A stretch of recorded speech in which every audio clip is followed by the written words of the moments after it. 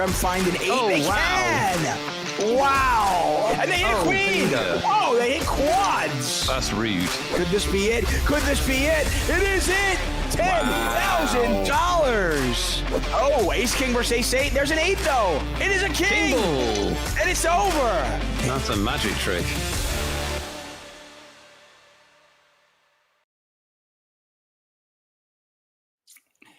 Hello and welcome to the world acclaimed Magic Monday show on a Tuesday. Why is it on a Tuesday, everybody? Well, it's the XL Autumn Series main event. It's the Rakeless. That's right, no rake, $500,000 guaranteed main event. First place is what? How much money is that? That's insane. Over $45,000. In fact, our chip leader has already locked up $50K in bounties. Yes, you heard me correctly. We've got free rolls for you. We've got giveaways for you. Nick, what have you got to say? I don't know. I don't know what to say. It's so huge. It's, what is it? Just modern terms, 2 good nights out, isn't it? $45,000. That's one of the first times ever you've almost been lost for words. It's amazing. Almost lost. As the money goes up, I find it harder to speak. That makes sense. By the way, I was bad for the show, obviously. I mean, well, no, I was pitching. Listen, I've been talking to the powers that be at the World Series of Poker about getting you with me doing the commentary, and they were worried about that exact same thing. They were like, it's going to be these are higher stakes. Yeah. Yeah. At a certain point, I just started to feel nauseous and wee comes out. So we got to put a cap on it. It's good to see you. It's good to see you all. Welcome to a very big Magic Monday / Tuesday. It's huge money, isn't it, David? It is enormous. So let's talk about our chip leader really quick. That is a flaglet, top left corner of your screen with 7 million chips. What is their name? Afflegit. Afflegit. Or Afflegit, yeah. I like how you correct me to come up with that. I don't know, any excuse. Anyway, Afflegit has already locked up $54,432 in bounties. He's not alone, by the way. Many other players have locked up lots of. Amor Mori has locked up $9,500. Persis, who's our short stack, has locked up $9,700. We still have one 5K bounty left. All these players are guaranteed $5,600 plus whatever bounties they've locked up. First place, as I mentioned, $45,000. Sweet. Yeah. Sweet is the exact appropriate response. Yeah. And as I mentioned, lots of giveaways, guys. We're giving away 7 $109 big boys, $109 tickets. These are not satellites to possibly win a $109 ticket. We're just giving you admission into a big tournament. And all you've got to do is, stay here and put up with us. Should be easy enough. You also got to win the most unfair games used to give away prizes on the internet. So there's that too. True story. Hello, Brazilian Donk. Hello, of course, to our amazing moderator, Lime Ricky. Doc Matouche in the chat. Hello, everybody. Good to see you, everybody. Some of you would have potentially played this event. Did you play? Any of you play this event based on, with a ticket won through us? Be good to hear if you played it. Huge event, 2 days, lots of money. And a 50K bounty is pretty ridiculous, isn't it? Yeah, there was one 50K bounty, a couple of 15,000s. And as I mentioned, a Afflegit has locked up that 50K bounty. Pretty sick. Going for the double top. So it's definitely a good day to run good, isn't it? Really, really good day. Persis, by the way, bottom right corner, our short stack, has locked up $9,700 in bounties, is having a fantastic XL Autumn series. They finished 22nd in the XL Autumn Mystery Bounty 2 days ago. That's very cool. Yeah. They are running well. Very excited to be here on a Tuesday, everybody. Thank you for finding us. I know sometimes it can be a little bit difficult when we're not on our regularly scheduled magical Monday day. Absolutely. Only the big tournaments will get shifted to a Tuesday. Stays magical, though. Stays magical. You won't notice any drop off in the amount of magic. Nick, we're giving away 7 $109 tickets because this is like, $500,000 guaranteed Rakeless main event. I assume you've come up with a better, fancier, a more elaborate way of giving away the tickets.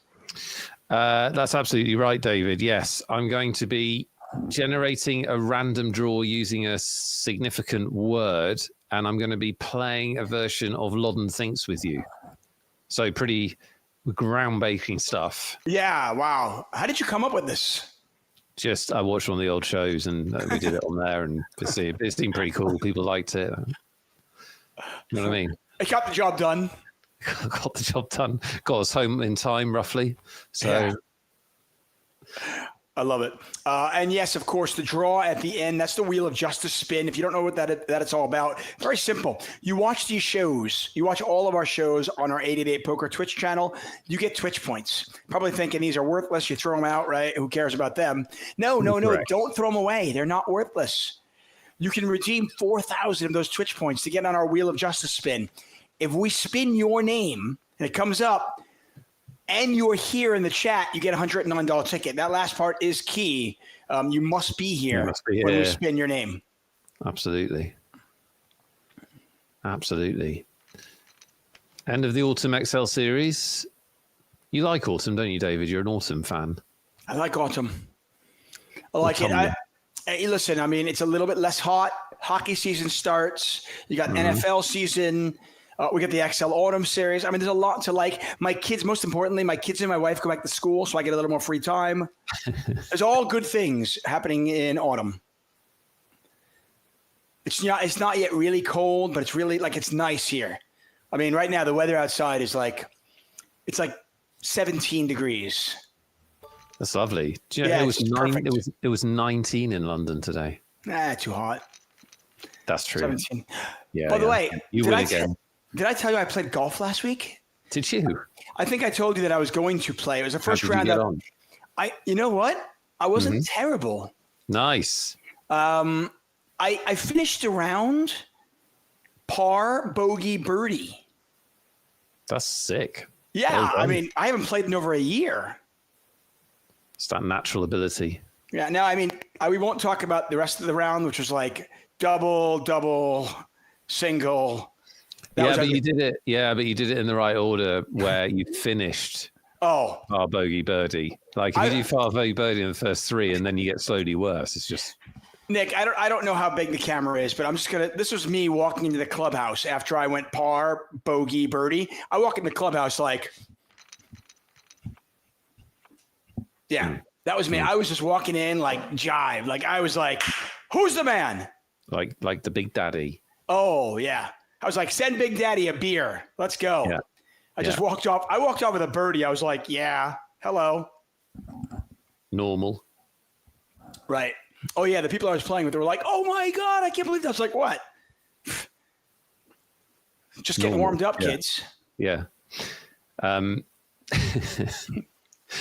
just despair for the people who had to witness it. What do you think about this smooth call here from the Jack 10 in the small blind? Okay. I like it. Really, really like it. Listen, under normal circumstances, I think it's a 3-bet hand. But I think because of ICM, you're in a world of hurt. I don't hate the call. Now I think it's just a shove. Or, I mean, a raise. It's certainly a check raise. I mean, you've got top 2. I don't want to mess around. You don't want a scare card to come off and really kind of – you're up against the chip leader. I might just fold, to be honest with you, because of ICM considerations. Oh, pre-flop, you mean, obviously. He's in check raise now. Yeah. I don't – believe it or not, 3-betting pre is probably one of the things I don't want to do. But I think without ICM considerations against the chip leader – I think 3-betting there is probably the play. Yeah, I'm sure it's one that the software would tell you is way too strong to fold. But I think that it's absolutely in practical poker terms at a final table with 3 or 4 stacks shorter than you. I think, and the chip leader on the button, and everybody's still in the final is full ring. I think folding is probably fine. Yeah, I mean, the thing you don't want is you 3-bet that hand, right? And then the button just jams, and you're like, okay, I guess you hate life, but you're like, I get it.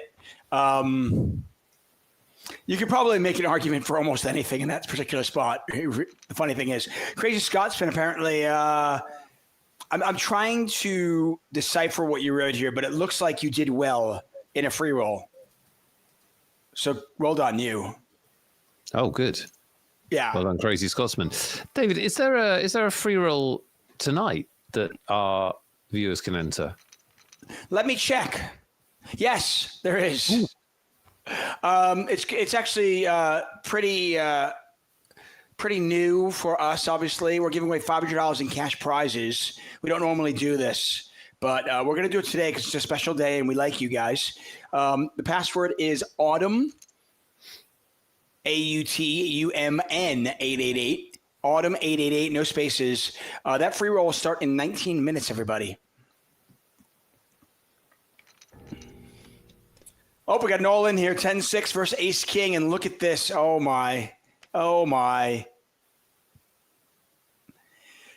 Wow. It's brutal. Big final table. Really horrible. Yep. Persis, by the way, will take home a nice little payday. We'll see what this last one is worth. Oh, no. Oh, my. Oh, wow. Boom. Another 5,000. The rich get richer, Nick. Ring the 5K bell. Or bang the 5K plastic item. Just as good.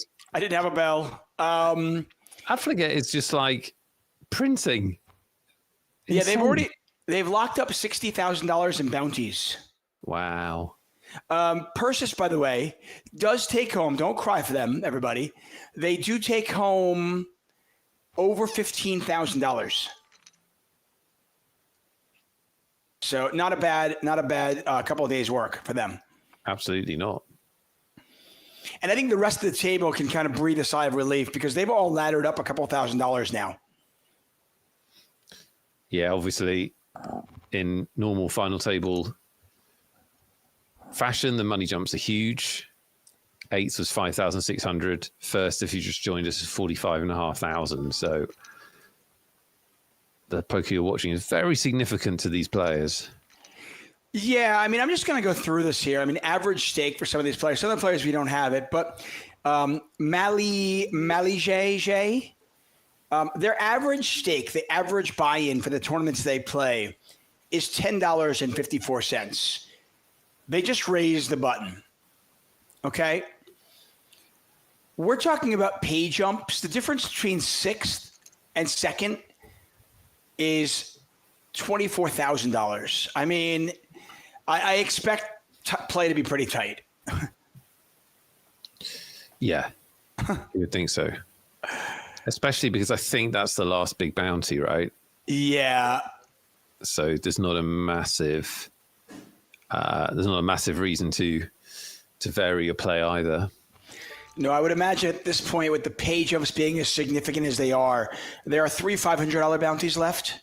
But I would imagine those are essentially insignificant at this point.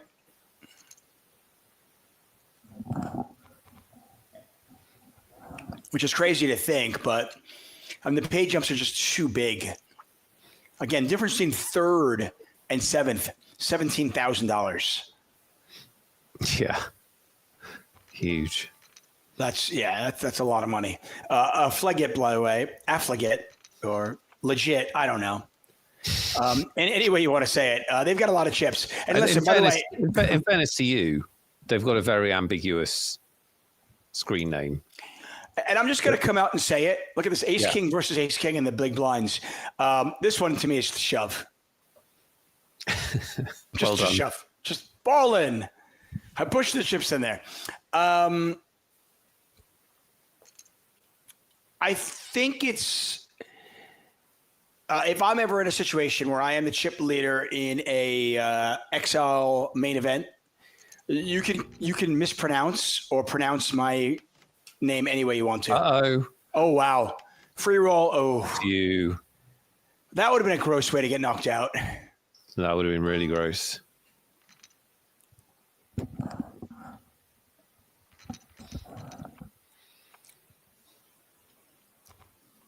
So 7 players remain.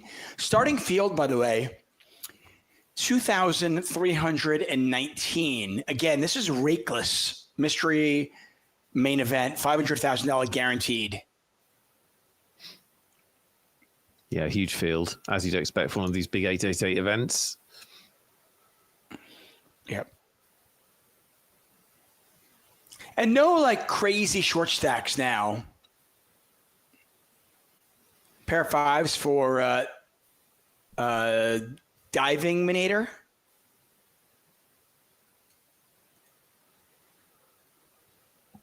I'm gonna go with that.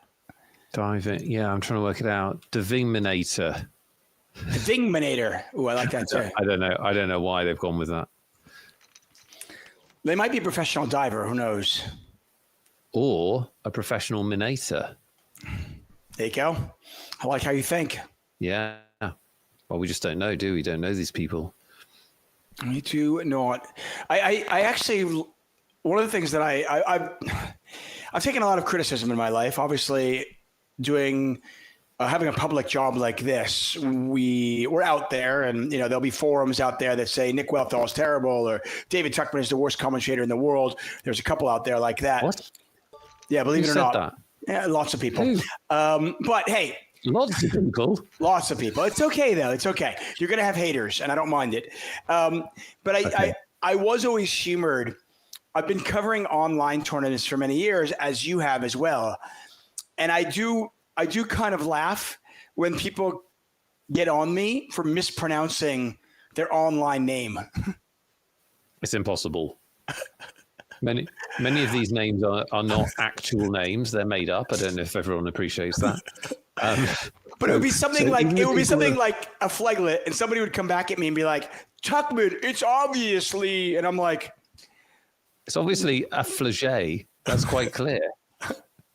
Like that would be it. Like I don't know, dude. Anyway, we now have big blinds displayed on our final table for your convenience and pleasure. Enjoy the simplified. Did we ever get to the bottom of why it just isn't big blinds and it magically becomes big blinds? No. It's an extremely strange phenomena. There's a new Sherlock Holmes mystery book coming out where he is on top of it. He's doing the research. He's looking around for in the code, and yeah, he wants to know why. Somebody probably got murdered over it. Schnickers says, I won a ticket Saturday, and I failed in 3 hands against the Brazilian pro. Every time, hand better. I had 9s, he had 10s. I had jacks, he had kings. I had 7s, he had 8s. Good night. That sucked.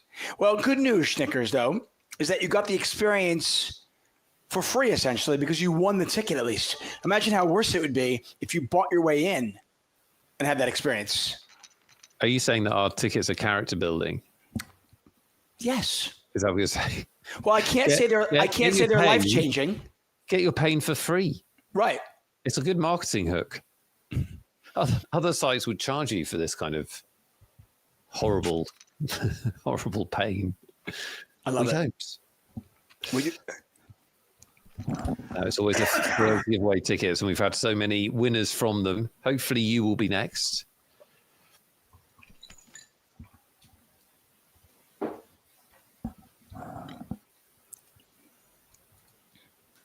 Small pot here. See if Affligé, we're going to go with that. I like it. Affligé bets here. I think they probably should. They've got a gut shot.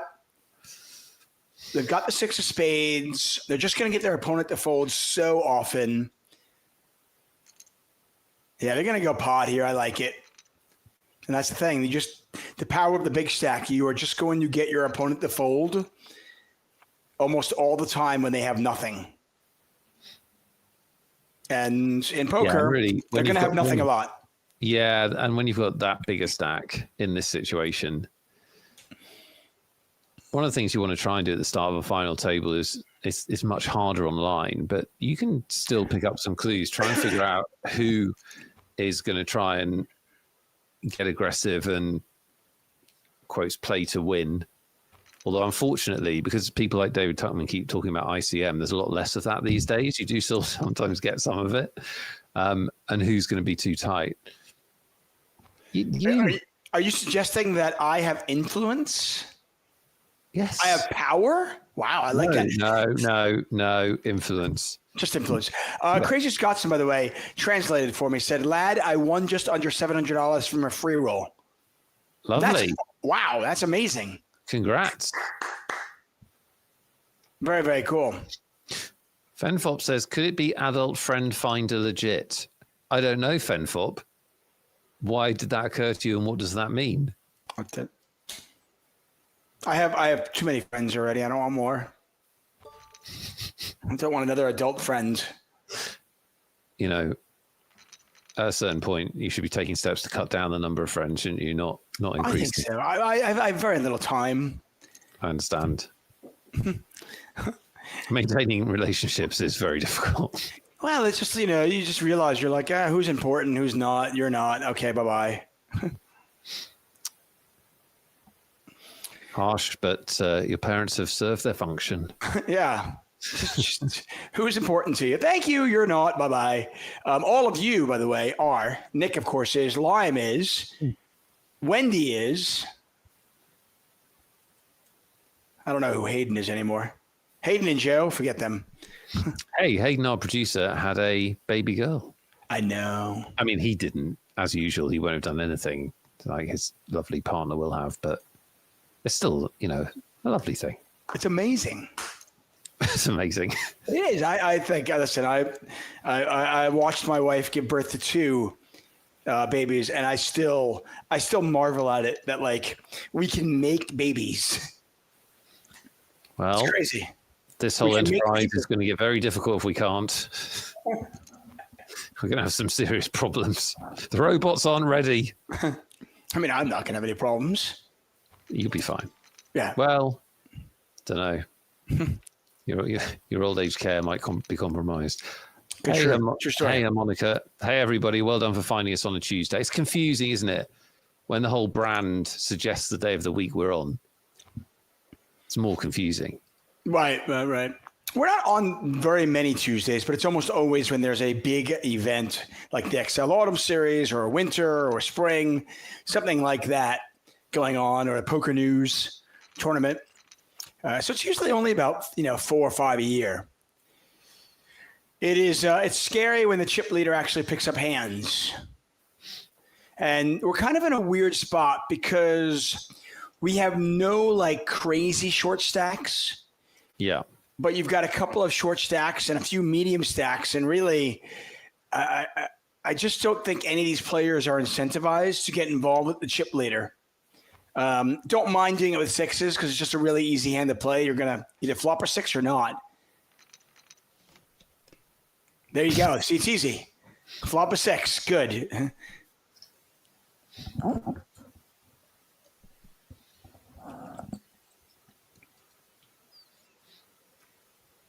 Viral Adulto 7 or Viray Adulto 7, either way. Does flop middle set on this wet board. And I imagine they just win it here. There aren't many really, really awful flops for Ace King of Diamonds, but this is one of them. Yeah. They had two opponents as well, just not much going on. Still might as well put some chips in the middle when you got 102 big blinds. Screw it. It's almost like I've got too many. What am I going to put there in my pocket? I have no room here. Just throw them in the pot. Exactly.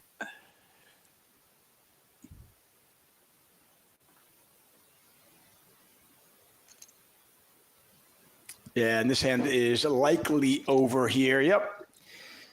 Big pot there for Adulto 7, who's up to 39.7 blinds. That puts them in third place.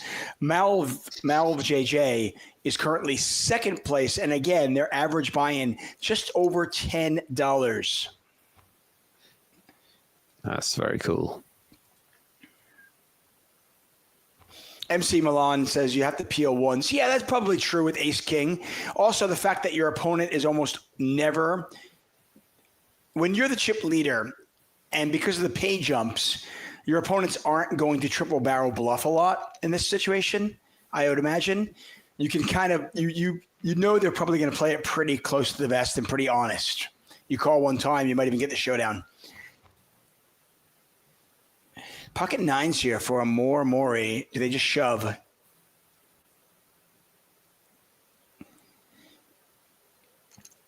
My fantasy football team is not doing very well, Nick. My fantasy football team is dying. Yeah. I had Tyreek Hill and he died. And I'm like, did you see his leg? No. I don't watch injuries. They gross me out. No, not gross me out. Actually, I don't like injuries in sport. This one in particular was like, why does his knee bending in that way? The worst one I ever saw was Joe Theismann. Do you remember? Oh my gosh, yeah, that was terrible. That was Lawrence Taylor, right? Was it? Yeah, Lawrence Taylor. I didn't see it he live. literally broke him in half. I know. Yeah, that's the most famous one, I think, for the sheer horrificness of it. Yeah. Affligé, by the way, now double gutted, can catch a 6 or a deuce or the ace, by the way. I have a business idea. Yes. For fantasy football, for both soccer and NFL. Mm-hmm. Some sort of insurance company where you buy insurance against your star players being knocked out for the season, because it's so painful for people that play, and it like destroys your whole game, right? If your best player just is out. So I reckon there's a market. Yeah, I mean, yeah, probably. Amor Mori is going to bet 9s here. And if they had more chips, I would actually really like a check raise here from Affligé. Instead, probably just going to be a call. He's getting 3-1. Deuce or 6 gives him the straight.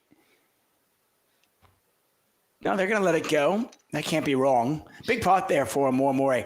Listen, I think you're probably spot on. It's almost like emotional insurance, though, right? Yeah, that's exactly what it is. Yeah. Okay. Yeah. What do I get?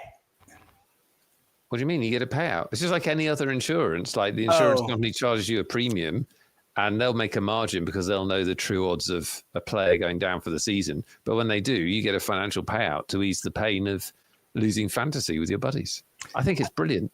I don't need the money, though. It's listen, I'm not playing for enough money that I care about the money. It's just, okay, so Joe Burrow gets injured. I have Jamar Chase. I have Tyreek Hill as well.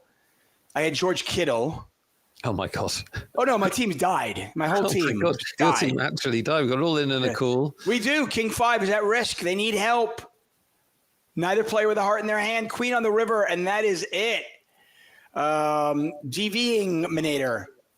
The Minator, or the diving Minator, has died for the last time. They are out in 7th place. Adulto 7 picking up an extra $155. Diving Minator, by the way, came in 7th in chips. They are going to exit in 7th. With the bounties and the 7th place money, they're going to take home about $9,200. And we are down to 6. Yeah, no, my team is like literally, I was Dynasty League, so it's a keeper league. And I'm a 2-time repeat champion. I've won the last 2 years, and most of the league just assumed that I'd probably win it the 3rd time. But my team is 0-4, and I'm like, I'm just done. It's over. So I guess 0-4 and half dead. It's just done. I have Bucky Irving too, who's out like 2 to 5 weeks now. I'm like, okay, forget it. Yeah, just not my week. It's not my year. Not your year. But I don't need financial compensation. I want like emotional compensation. I want like I want a hug and an ice cream sundae. To be clear, you don't have insurance. It doesn't exist. It's not really for you. I'm just suggesting an idea that should exist in the world that I think we could make some money from. Okay, fair enough. Amori raises with top pair and takes it down. I think we should give away some tickets to the people who have found us on a Tuesday, David. What do you think? I think that's an amazing idea. Do you want to ask me a question, or do you want me to ask you a question? Oh, we're going to do it that way. If you have a question for me. The same way as we've done it every day, every time for 4 years. Well, I thought you mixed it up a little bit. Why don't you ask me one if you have one? I didn't do nothing. Yeah, sure, I've got one. Don't worry about that. What are the rules, though? It's about you. It's going to be about you. I hate that. We're going to play What Does David Tuckman Think? It's David Tuckman's favorite game in the world because everyone pays attention to what he thinks. I'm going to ask him a question. He's going to do his very best to answer honestly, and you are going to guess what he thinks. You just get one guess per person. You can guess on Twitch or on our YouTube chat, whichever you... Gabe, my accent is completely affected. I'm actually from the deep south of America. I just do it for my career. Sorry, I couldn't help but respond. You only get one guess per player. One guess per player. Do not spam the chat, or you will be banned with the ban hammer of lime. And that's it. Closest wins. We're giving away 2 tickets, which means that it needs to be 2 unique values. So if somebody gets the right answer and you also get the right answer, but they were first, you don't win. Just to be clear. Other than that, closest wins. David, are you ready for the question? Yes. It's about your life. It's about one of the most exciting aspects of your life. By the time you die... This is, by the way, we could do a Lawton Things question of how many questions has Nick asked David about his death, his impending death. That's not the question, folks, guys, but go ahead. When I die, yes. By the time you die, how many insurance policies will you have bought? Oh, it's a great question. By the time you die, how many insurance policies will you have bought? It's not morbid, game changer. Can I just promise you one thing? You are going to die. Okay, I'm going to do the math here.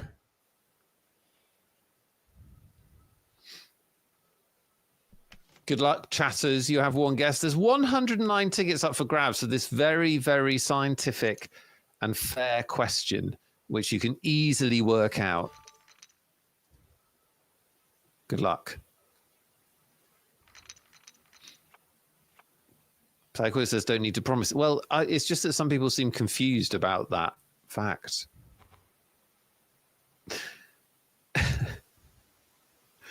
It's my favorite title for a self-help book, which I haven't written yet. And the title is You're Not Getting Out of This Alive, which I think is a brilliant title. It's actually quite good. To write it, but...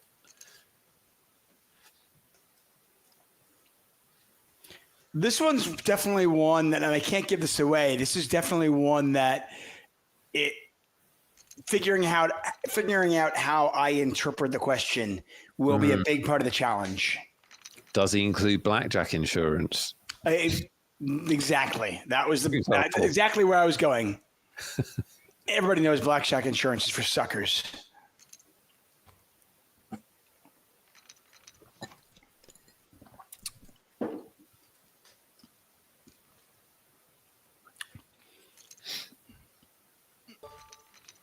Small little bet here. Affleger, despite the blinds going up, still had a very solid 91 big blinds. Adulto 7, who picked up Ace King, has 41 big blinds. They're currently in second place. Again, nobody really that short, though. CPU on 15 big blinds. Happy Ray pointing out, never take insurance on blackjack. Suckers. Unlike all the other bets in the casino. I have a big right, yeah. I love when people are like, "This is the best bet." Well, you're still losing, right? You still realize you're losing. It's the best worst bet. Okay. Like I love when people are like, "Yeah, but this slot returns 97 cents on my dollar." Oh, nice job. I think there are some casino games that when you factor in the perks and, the points you get, like the loyalty points you get that you can use later on. Mm-hmm. If you play the game perfectly, you can just about break even. Ooh.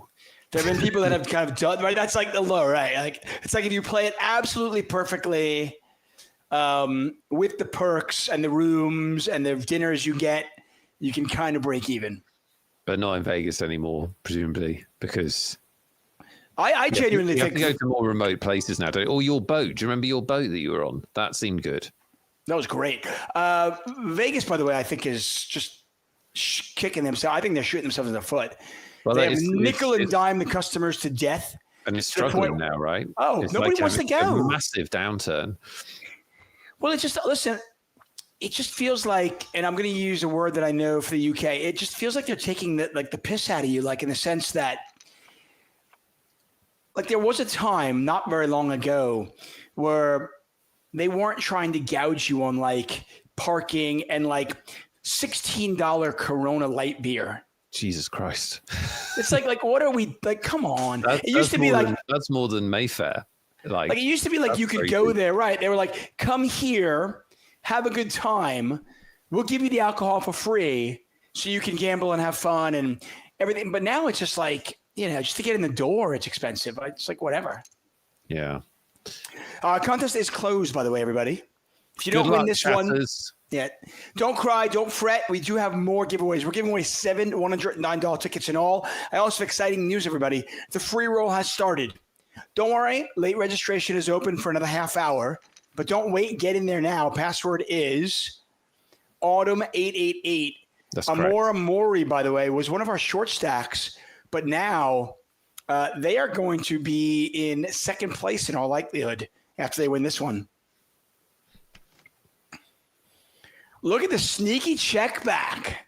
That is sneaky. Almost as if they can see the 8 deuce. They can't. I don't want to hear any conspiracy theorists. Look at this. If you could play a hand absolutely perfectly, this would be it. I actually would not raise the spot, by the way. Yeah, good just call. Yeah, nothing to get paid by. Right, you got the ace and the queen, by the way. Ace and the queen, yeah. Like it's just and if you do raise and your opponent snaps you off because they got a full house, you're gonna hate life.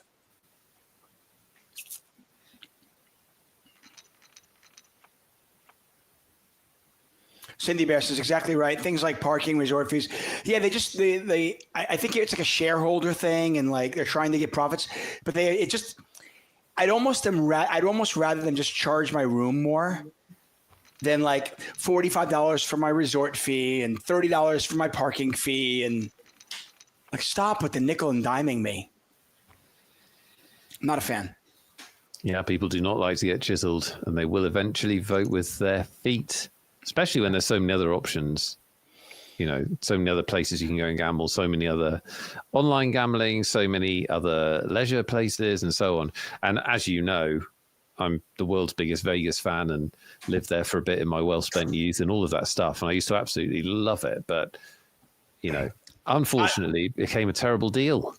Yeah, I listen, I love Vegas, right? It's also it's like, hey, you've got to now pay a lot of money to give us 3% on your gaming.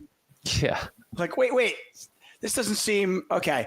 So I heard, I actually haven't been to Vegas for, it's like 6 years now. But I've heard that the gaming is a lot worse as well. Like the blackjack odds and the other game odds are worse as well. So like they haven't stopped with all the resort stuff. Like everything is worse value. Oh, yeah.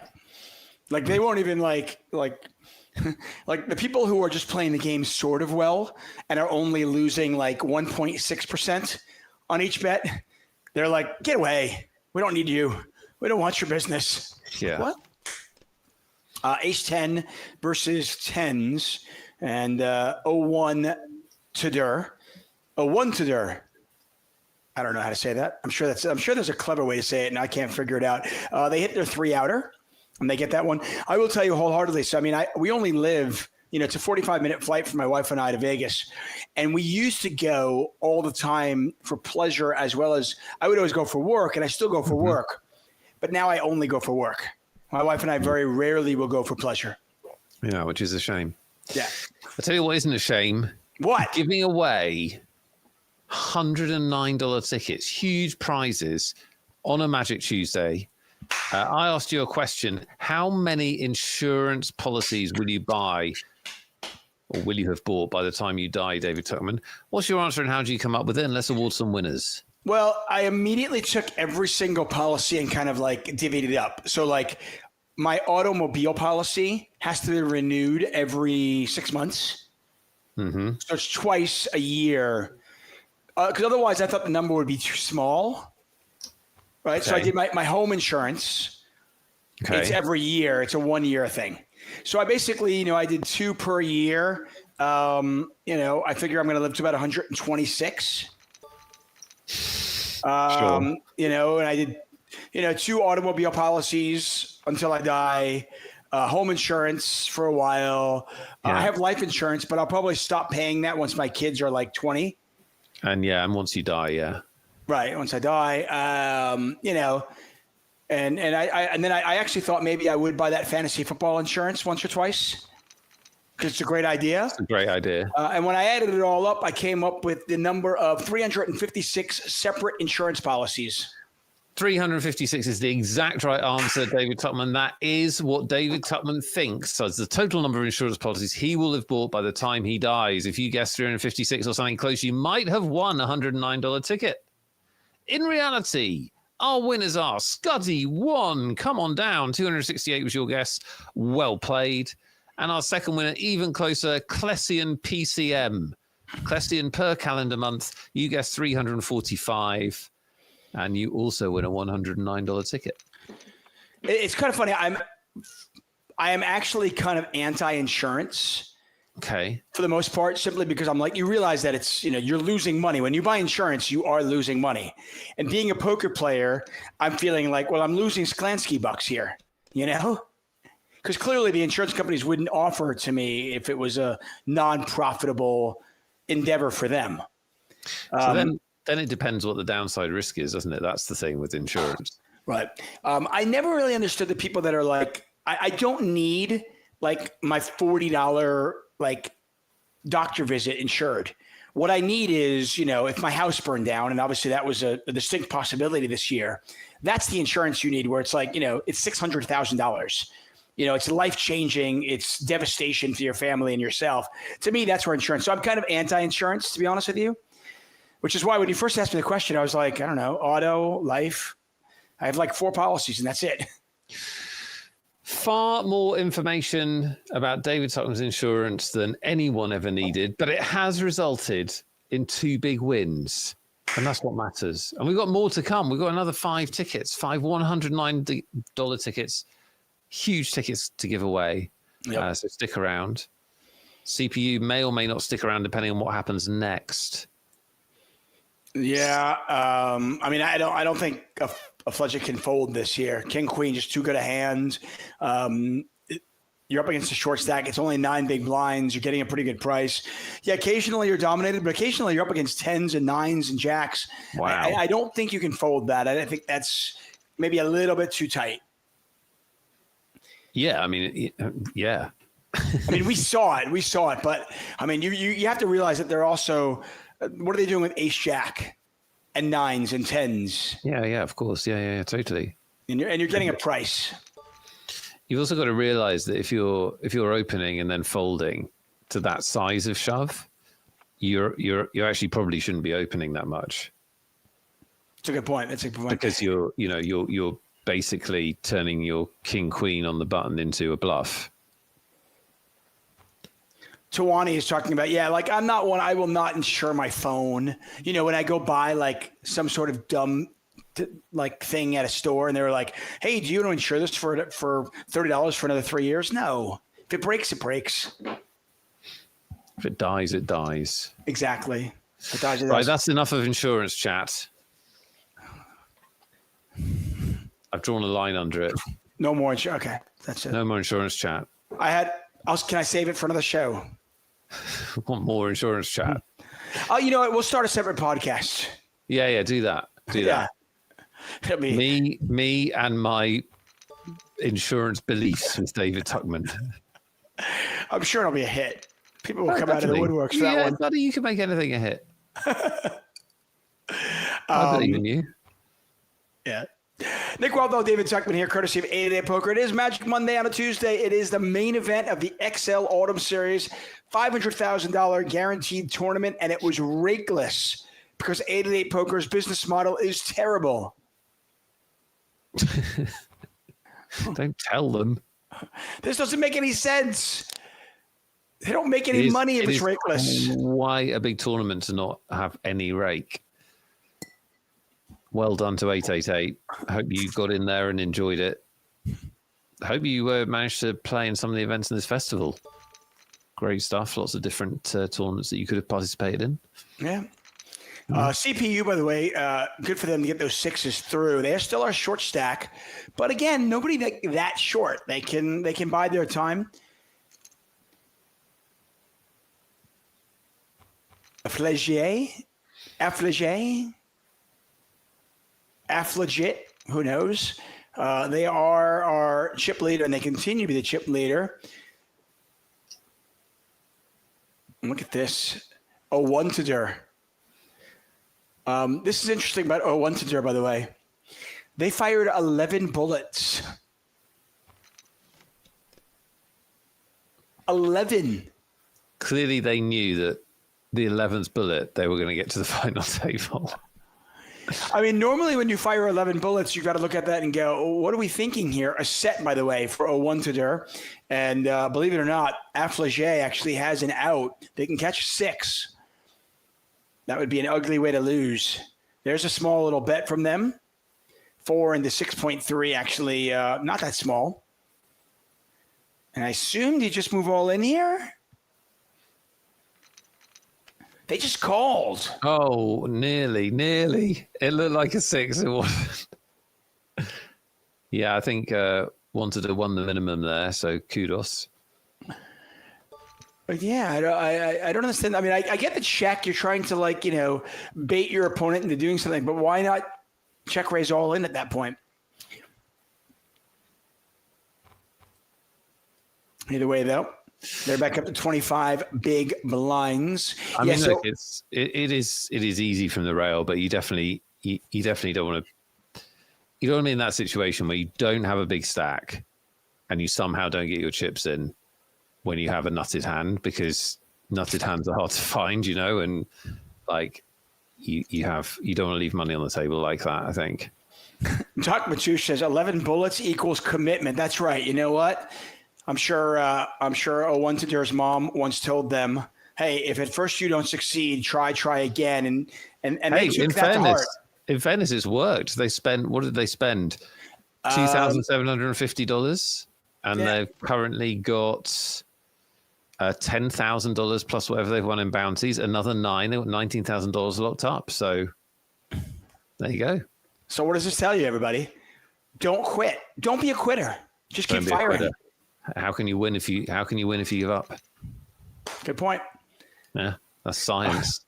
Dana Negreanu did that once, actually, at the World Series of Poker, where it was kind of funny. Oh, yeah. He had like 26 rebuys, and they calculated it like he had to come in 6th in the tournament to break even, and he came in like 3rd. Yeah.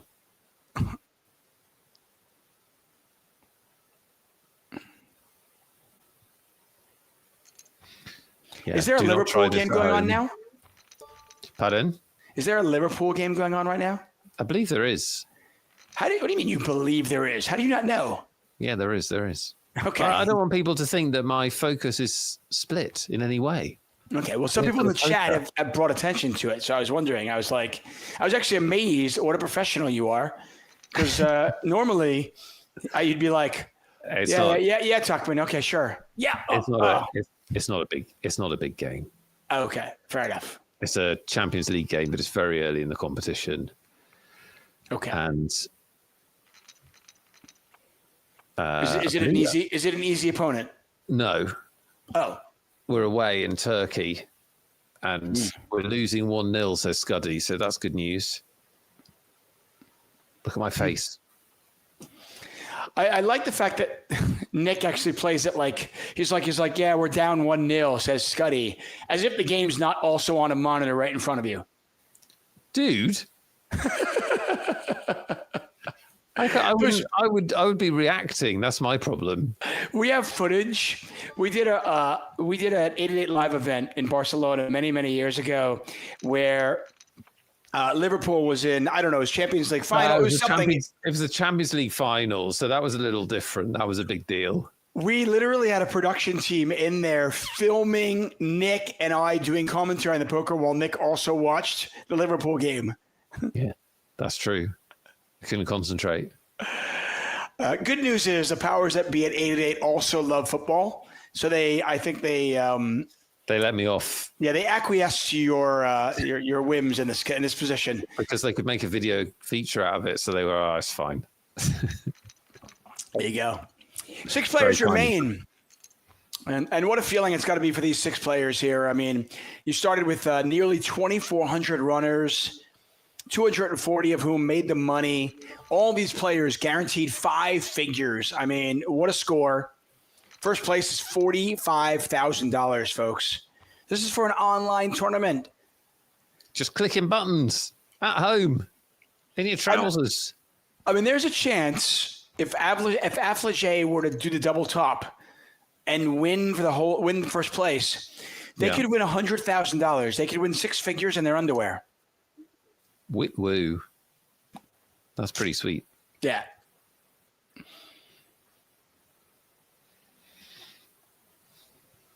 Look at Mali JJ.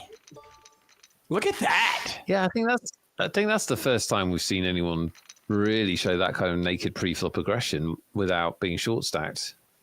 Yeah. Well, this will be interesting here. So now you got an open, and it's a 3x open from Affligé. And you got Ace Jack against the chip leader. And I actually don't mind that fold. I really don't. I know it feels tight. It seems tight. It probably is tight. But I think against the chip leader, it's probably the correct play. And Mali J might get themselves. Sorry. It's really tough now because look at the stacks. You basically, in practical terms, everybody apart from Affligé is even stacked. And this is gonna suck also.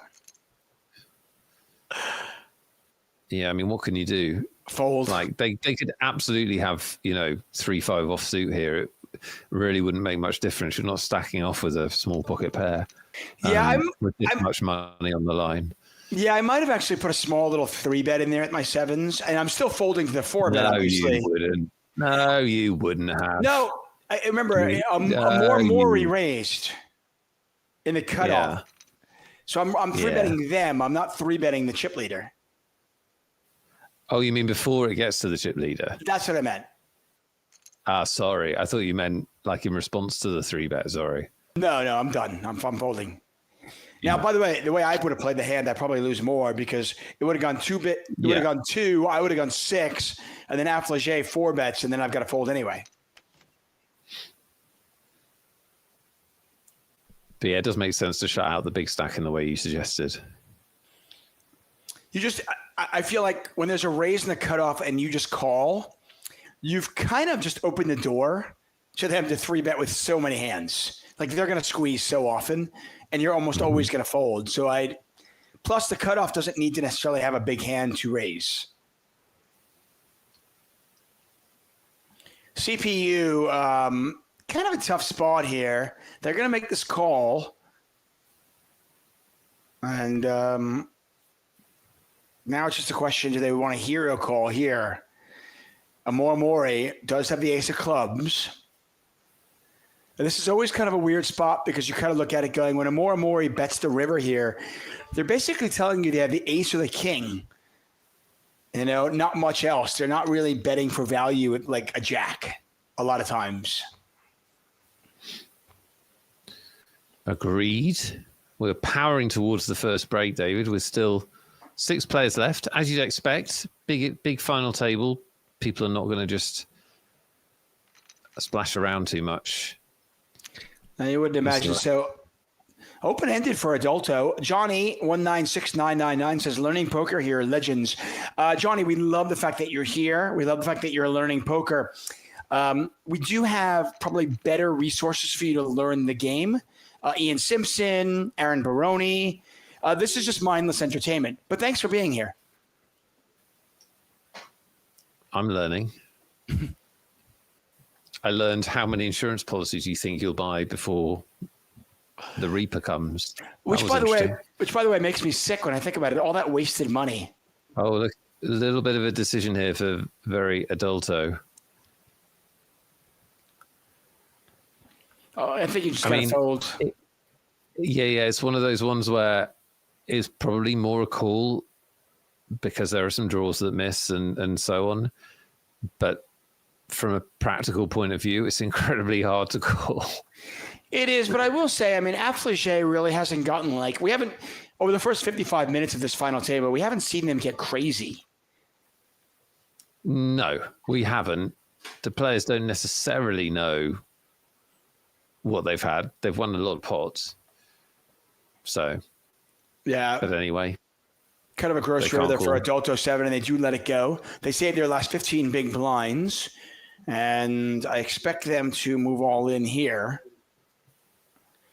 And as you can see, suddenly the stacks have gotten a lot smaller, except for Affligé, who's still on 66. Free roll, by the way, is going on right now. Registration is still open for about 8 minutes. Don't want to miss out. We're giving away $500 in cash prizes. Password for that, once again, Autumn888, Autumn888. And with that, we will go to break. The more I learn about the game, the more I realize how I underestimated how important position really is. Position in poker determines whether you're first or second to act. So at the table, the first few positions are an early position, under the gun, +1 or 2, depending on how big the table is. And then it becomes middle position, so hijack, cutoff, button. And then you have the blinds, small blind and big blind. When I first started playing poker, I was more interested in whether my hand was good or bad. And the flop was good or bad for my hand. Did I make the nuts? Did I not? Should I bluff? Whatever. I didn't really think that much about position. I knew it was something, people told me it was important, but I never really figured out why it was important. And these days, I realize that it is largely determining how big of a pot I can win and potentially lose. Playing out of position, it's hard to get value and it's hard to bluff effectively. And those are two pretty important tenets of the game of poker. When you think about playing a big pot in poker, you think about, I'm gonna have to bet before the flop, on the turn, on the river, right? You have a really good hand, you wanna make all those bets. When you're in position, you're last to act and will always get the chance to reopen the betting action. But when you're out of position, often you're gonna be checking your opponent, and that means that sometimes you get to the river and you'll be wanting to put another bet, but you're gonna check and hope to trap or let them bet, and they'll just check back and you won't get your value. And so if you think about it, when you get to the river of a decent sized pot, the pot's gonna be a lot bigger if you have the chance to bet in position versus when you're checking out of position. So at times you're gonna have to play out of position, and there are some things you can do to change your game to make it more profitable for you. One of them is to start with a tighter range. Because it's harder to bluff effectively and get value, you just want to start with a tighter range, give you a better chance to win the pot and then win bigger pots. Other things you can do post-flop would be either to check raise an opponent more often who bets too much, or if they bluff too much, you want to check call them and trap them with your strong hands. One of the most important ways I think 3-betting changes when you're out of position is the sizing of the 3-bet. A lot of players size their 3-bets the same whether they're in position or out, and you want to give your opponent a better price when you're in position and a worse when you're out of position because, as I said earlier, harder to get value, harder to bluff, and so you want to charge them more right now when you're out of position. If we're talking about overall, what's the biggest mistake people make out of position? It's playing too many hands. If you're playing too many hands, you'll say, oh, I'm getting a good price, and maybe you are right now, but the hand doesn't end right now when you call out of the big blind, or even worse, out of the small blind. You still have to deal with a flop, a turn, and a river. Those bets can be a lot, and should be a lot larger than what you just called. And yes, you're getting a good price right now, but what happens in the river when you're playing a 100 big blind pot with a mediocre hand? There are obviously a lot of tools you could use to get better at playing either in position or out of position, but I think one of the most important is just experience. And out of position for a lot of players is like other spots for them where they feel uncomfortable. And a lot of players, when they feel uncomfortable, they don't want to think about the spot, they don't want to study the spot, they just want to move on and go to the spots where they're more comfortable. But it's actually those situations where you don't exactly know what to do or where you can experience the most growth in your game and are some of the most important to pay attention to. So don't be afraid to get in the mix, play out of position, maybe make some mistakes and learn from them. There was a point though, like 2010, you made a deep run in the main event. Like mid 2000s, you win an Aria super high roller. There was a point where it looked like you might be the next great tournament guy. Well, I think that might just be a little overstated. okay, maybe a little, maybe like there was a short-term variance, but I'm saying there was a point there where it looked like you were at least taking it seriously, and maybe this was the path you were going to take. I was never all in on tournaments, but obviously I was very fortunate, but I had a lot of early success, not even early, 10 years in, whatever. I had a lot of success, but I think it was just a byproduct of the time. Okay. Like, I also had a lot of very close misses. I think I have like 11 or 13 WSOP final tables. I've never finished better than third, you know? So it's like... a lot of variance there. Everything, you know, it's just, back then we were very ignorant to it, so you put a run together over the course of a couple of years, and it's like, of course you're the next hot name and you're gonna be the guy who does it. But I just always kind of went back to what I knew I was winning for sure at, which was cash. You know, tournaments were kind of supplementing that. It's like, oh, I ripped off another 500K score, I guess that means I get to take a bigger piece of myself now playing in this private game that Ivy's route. Right. Which seemed like it had way, way higher potential and a much larger ceiling available than chasing down these high rollers, which I feel so fortunate I didn't fall down that path, because those guys get all the glory and they deserve every fucking bit of it, because what they do is a hellacious task. I wouldn't wish it upon anybody. They are so studied and they work so fucking hard, and they do it all for like 10 to 12% ROI on 5 or 6 million a year. People have said this, by the way, and I feel like you've probably said this on one of your 719 podcasts. Sure. Where if you can be successful in that realm, Yeah. then you can probably be far more successful in so many other realms. Hey, everybody, we are back. Magic Tuesday. That's right. It's terrific. It's amazing. It's tantalizing, and it is still magical on a Tuesday. 6 players remain in the XL Autumn Series main event, 500K guaranteed. Nick Wellfall alongside me. I'm David Tuckman. And Affligé has been our chip leader throughout this final table as we head into our second hour of play. Blinds are somewhat shorter. Blinds are higher, so stacks are shorter relative to those blinds. Yeah. Are you expecting the players to kind of dwindle down and hope the other players get knocked out, or do you think it's going to be kind of like it's ship up or ship out type time? Kind of go for it. Yeah, no, I don't think anyone's going to go for it. Scary. The money's just too big. And there's when the stacks are like this, obviously CPU is a bit shorter now, which slightly changes things. As Malji, is that how we're saying that? Sure. Yeah, or Malage, don't know. Picks up a nice pot, nice because that does put them in clear second. But yeah, I just think we're dealing with very big money jumps. And we're dealing with a situation where there's not a big incentive to go for it because there are so many short to medium stacks. So we're going to see some tight poker, I think. That's my prediction. CPU gets that one through. Pocket tens. Probably hoping for maybe a little bit of action there, but does not get that. We still have a lot of giveaways. We've given away 2 of our 7 $109 tickets. 5 more to give away. 2 at the end of our show with the Wheel of Justice spin. We'll do it with keywords, silly Laden Thinks games. And, of course, we've got a free roll that has begun. Registration is going to close any moment now, so get in there. Password for that, Autumn888, Autumn888, no spaces. How about 2 pair for Mali JJ?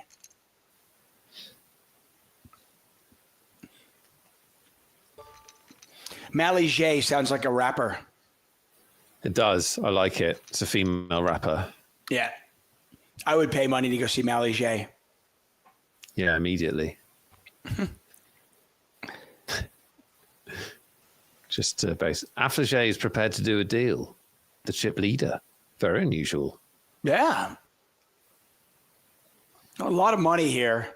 And, this is one of those spots where, depending on what you normally play for, this is just... it is the kind of money that will change your entire year. It certainly could change your poker career, depending on what kind of games you play.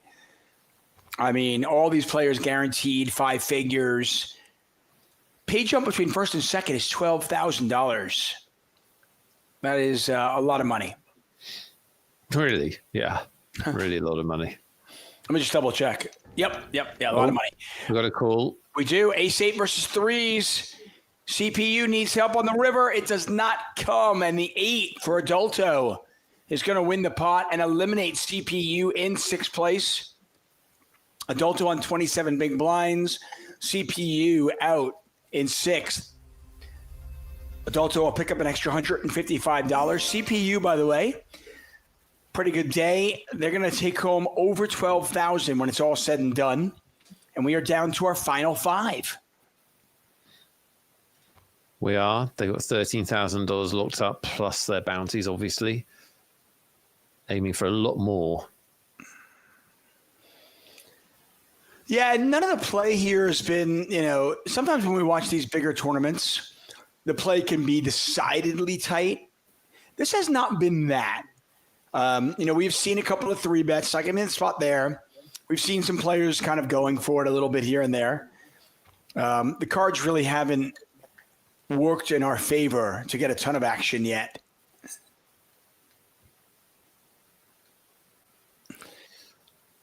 No, that's true. I definitely don't agree with you. I don't think they've been overly tight or anything. Right. Anything silly. Like sometimes we're watching this like, what's going on?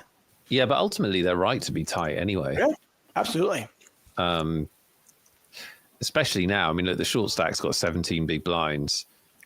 The short stack can, win one pot and they're basically second. It's like the stacks are very close. I mean, even the chip leader, Affligé, at this point. Yeah, it doesn't have a lot of slack, right? Yeah, I mean, even if they were to get it all in with the short stack, that would put them in kind of a more precarious spot. And, right now, Affligé can kind of almost sit out and guarantee themselves 24,000, right? The remaining 5 players, by the way, guaranteed over 13K plus whatever bounties they've locked up.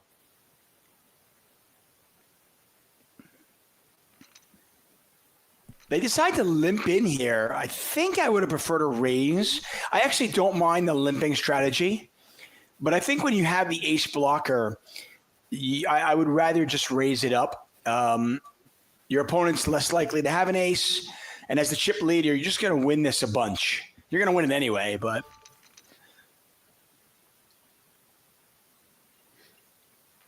It's been remarkably smooth for Affligé so far, hasn't it? They really haven't had any big decisions, although here look they're at going to be this. involved in a flip. Wow, what a situation this is. I mean, if you're 0-1 to Der, you love this. You want the chips in. Let's see what's going on. This is a tiny 3-bet. I mean, it's one big blind. What did they misclick? And it goes. Huge flip. By far the biggest pot we've seen at this final table. Oh, and the financial implications of this flip are enormous. I mean, is Affligé actually considering folding? Well, I was going to say they haven't called yet. Does the deal sign? No, they do call. They do call. A lot of spades out there. Neither player with a spade in their hand, an ace or a king on the river. No, it's a queen. Neither player with a spade. And look at that. Affligé wins a pot back up to 84 big blinds and Adulto 7. Just like that, gone. Affligé picks up an extra $500 as if they needed that. And Adulto is out. They will take home, with the bounties and the 5th place money, about $21,000.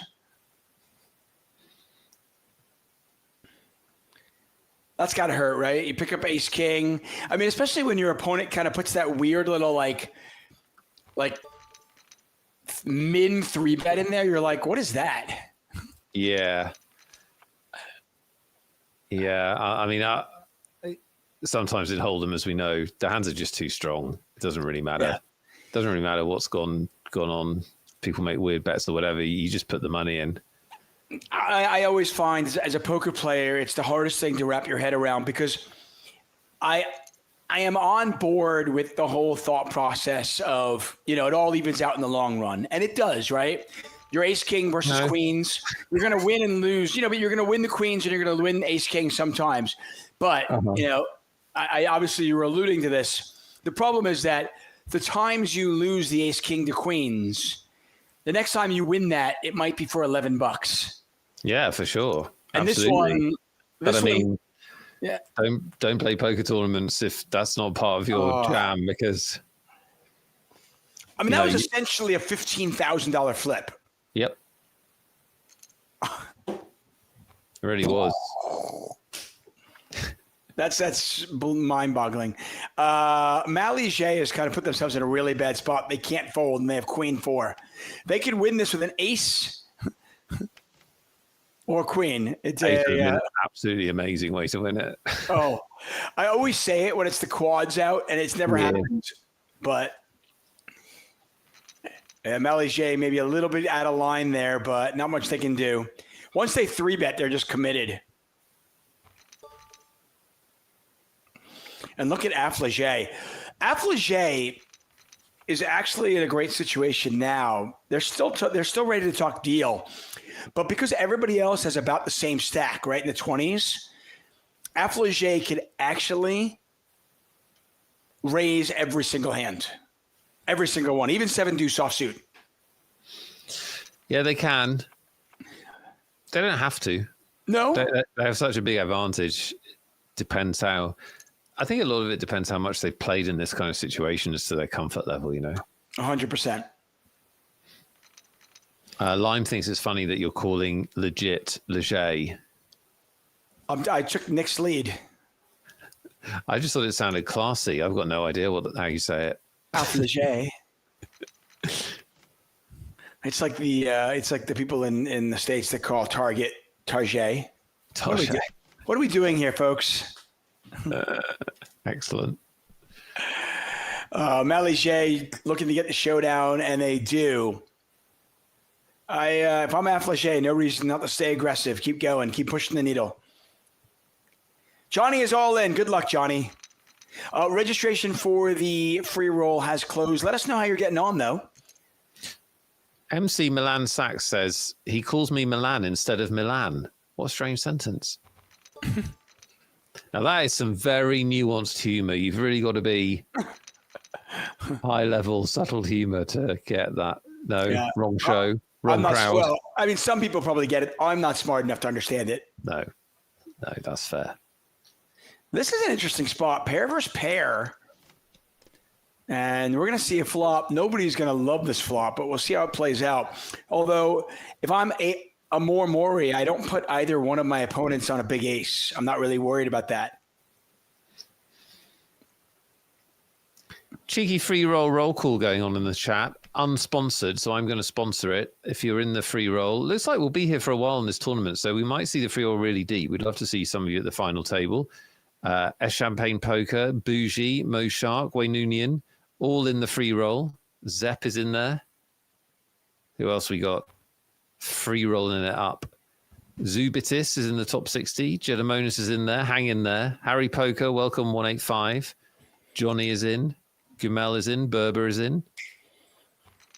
Con Martioni. Jamogi. Good luck to all of you. Poker player 123. Is your password 1234? Is it? Be honest with me. Most definitely. Affligé got a little bit unlucky on that last one, by the way. I mean, they were going to lead out on pretty much every turn.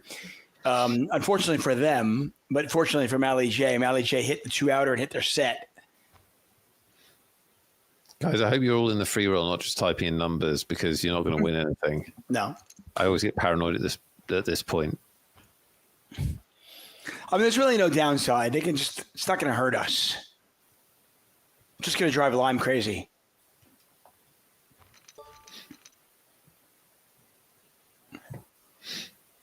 Good news, Nick. I know you've been waiting for this.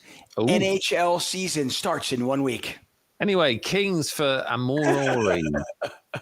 Amori with Kings. Huge hand here. We can't possibly lose focus from the table at this critical point. Ace-Jack for... Oh, wow. All in it goes. Kings versus Ace-Jack.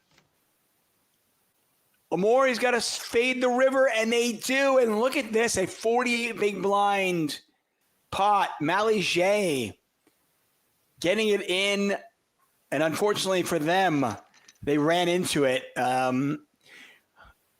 We can be critical of the play, but I don't actually think it's a bad play. It's got unlucky.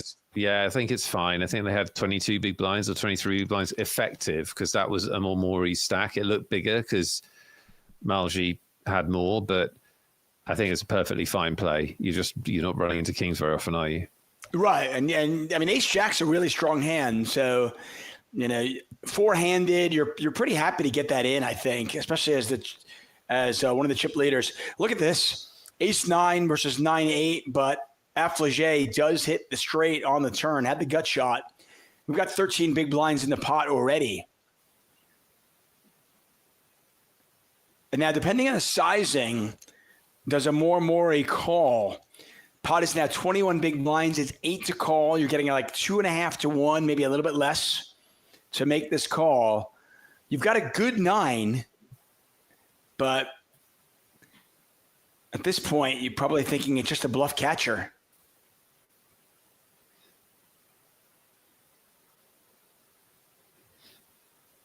Yeah, it's funny, isn't it? Obviously, the other players can't see the whole cards like we can. The reason I'm saying that is that I don't think Affligit's really bluffed. No. This whole final table, but they don't know that. No, Affligé has been incredibly active pre-flop. And they do make the call when Affligé is going to show them the straight. Affligé has been incredibly active pre-flop, but post-flop has played it pretty straightforward. I mean, they've taken a couple of stabs here and there, but they haven't like double or triple barreled bluffed. And look at this. What a dream for them. I mean, four-handed, and they have 81 big blinds still. They have more than the rest of the table combined.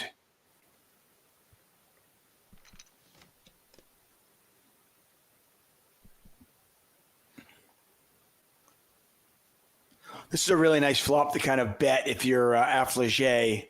Your opponent's just going to have nothing most of the time. Both players, by the way, play the board. Oh, yeah, so they do.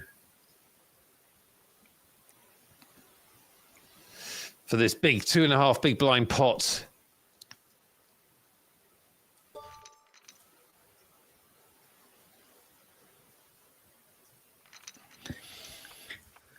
Yeah, I cleared out my my schedule for Tuesday afternoon, by the way.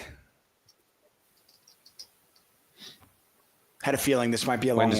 When does Tuesday afternoon start? I don't know what time it is where you are. It is 1:17. Tuesday afternoon has started. Oh, right. The show starts. Hold all my calls. No interruptions. Yeah. Yeah. The show starts at noon for those of us here on the West Coast of America. Got you. This is going to get called. Yep. All in. Ace 10 versus King Deuce. Malijé needs help on the river. Does not come. They had a little bit of a lifeline on the turn, but doesn't work out for them. And we are now three-handed. A 1 to draw up to 32 big blinds. Malijé. Great result. They're out. A 1 to draw picks up an extra $500 in bounties. Ooh, nice. Malijé with their fourth place finish, by the way, when it's all said and done, they are going to take home over 20K. Woo. Yeah, that is woo worthy, no doubt about it. So three-handed, the remaining three players. First place is $45,000. Second place, $33,000 and change. Third place, $24,000 and change. That is in addition to the bounties. And for Affligé, they have already picked up over $60,000 in bounties. Yes, you heard me correctly. 60 big ones. $60,000. Chat, what would you do with $60,000? I'd buy a chateau in France and retire there and never work again, I think. What would you do? I don't know, but the chateau in France, I'd certainly retire. You'd never see me again. That'd be it. Molly comes home and you go, yeah, that's it. I've retired. I've won big. I've retired. She's like, what did you win? Like $2 million or 60,000? Boom. We're on Easy Street, baby. Cool. So can we go out tonight? No. We're on a budget now because I retired. Have I told you that? I'm retired with, let's face it, not enough money. At what age do you think you'll retire? This is not a lot of things question, everybody. I'm just asking Nick a question. Do you think you'll ever retire? I retired at 25. You've been retired, right? Left. So 25, 26 is when I last had a job. So yeah, I don't think until health gets me, I won't stop doing any work because I'm bad, David. I can go feral. Like I can really, I really need structure of some kind. I really need projects. Fair enough. So, you'll always stay busy.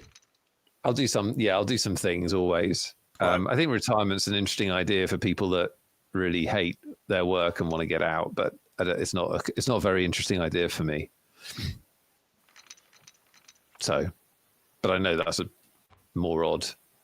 No, listen, I mean, that's a wonderful privilege to have. The fact that you enjoy your job, that you're not like, oh, I want to retire. Like my dad couldn't wait to retire. Right. So, yeah. So, I mean, like if you can't wait, it's totally different, isn't it? Yeah, this is going to get chopped up unless these players decide to fold. I don't think that's going to happen.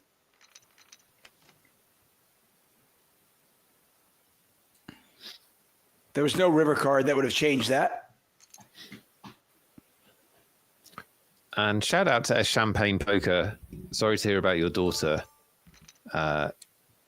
Just following in chat, David, she's been in hospital. We wish her all the best, of course. Yeah. And you. That must be extremely difficult to go through.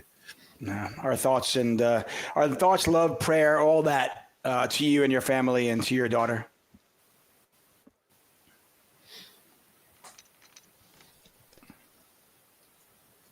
Gut shot here for a Mori. Backdoor hearts. We can see the backdoor hearts are no good. Affligé with King 10. This is kind of the hand that I might check raise with if I'm Affligé. It doesn't have really any value, but there's a ton of turn cards that you really like. A jack, a heart, obviously the king might be good. And the board is kind of dry enough that your opponent's just not going to have anything a lot, and the check raise is just going to work. Obviously, nothing wrong with folding, but I think if you're looking to kind of, find some bluffs that aren't obvious, that's the one I like. Pair of tens for a Mori, a 1 to dir with a gut shot. After this hand, David, we're going to give away a ticket. I love that idea. It's a great idea, isn't it?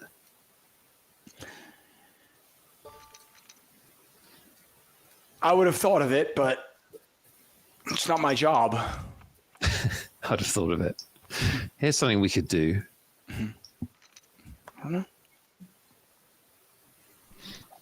I am always amazed by people that retire that I'm like, so what do you do with yourself, right? Like what do you do every day? You wake up, it's a long day. So have you not noticed everything becomes more spread out? So it's like if they've got to make a phone call and arrange an appointment, like that's the morning. Like that's on their calendar, right? Yeah, exactly. Like, so what are you doing this morning? I've got to make a couple of phone calls. So what are you doing in the afternoon? I'm meeting Jerry for lunch. How long does that last? Yeah, that's it. The day. That's my day. Yeah, we're done. Yeah. Then I'll come home. I've got to rest. 2 phone calls and lunch is really tiring. I've got to rest. And then dinner. I'll watch a show and I'll go to bed. Maybe I'll read a book. Exactly. The time gets filled.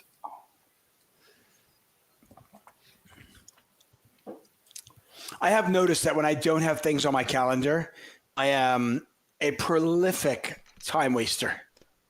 Are you? If I don't have things to do, like I can get an amazing amount of things done in the day, and I seem to do that. But if I don't have that schedule like you, I think I'll be like, where did those 5 hours go? What did I do?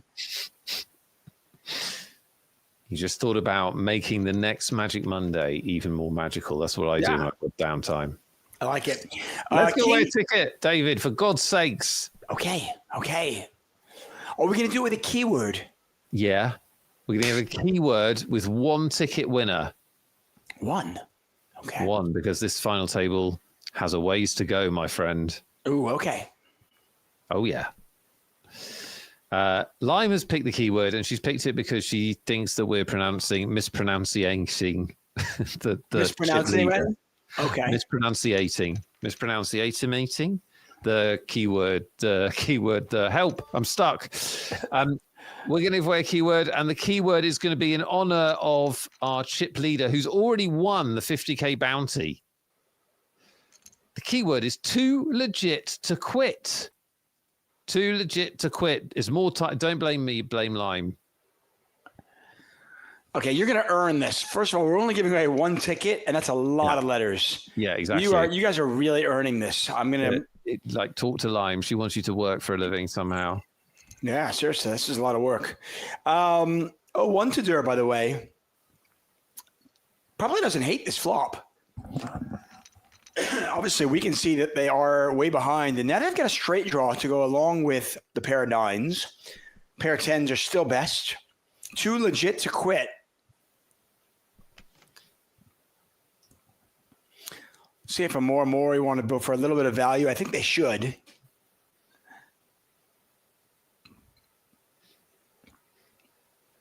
Too legit to quit. Yep, get it in there. Spell it correctly. If you're watching the show on YouTube, by the way, awesome. We're thrilled that you're there. But if you want to be part of this promotion, you've got to head over to the Twitch chat and type it in there because we do use the algorithm on Twitch to award this. Crazy Scotsman says, how much does that work out per letter? Well, we've got 9 letters and 2 numbers. Oh, God. Maths. Yeah. So it is approximately $10 per character. That's pretty good as a rate of pay.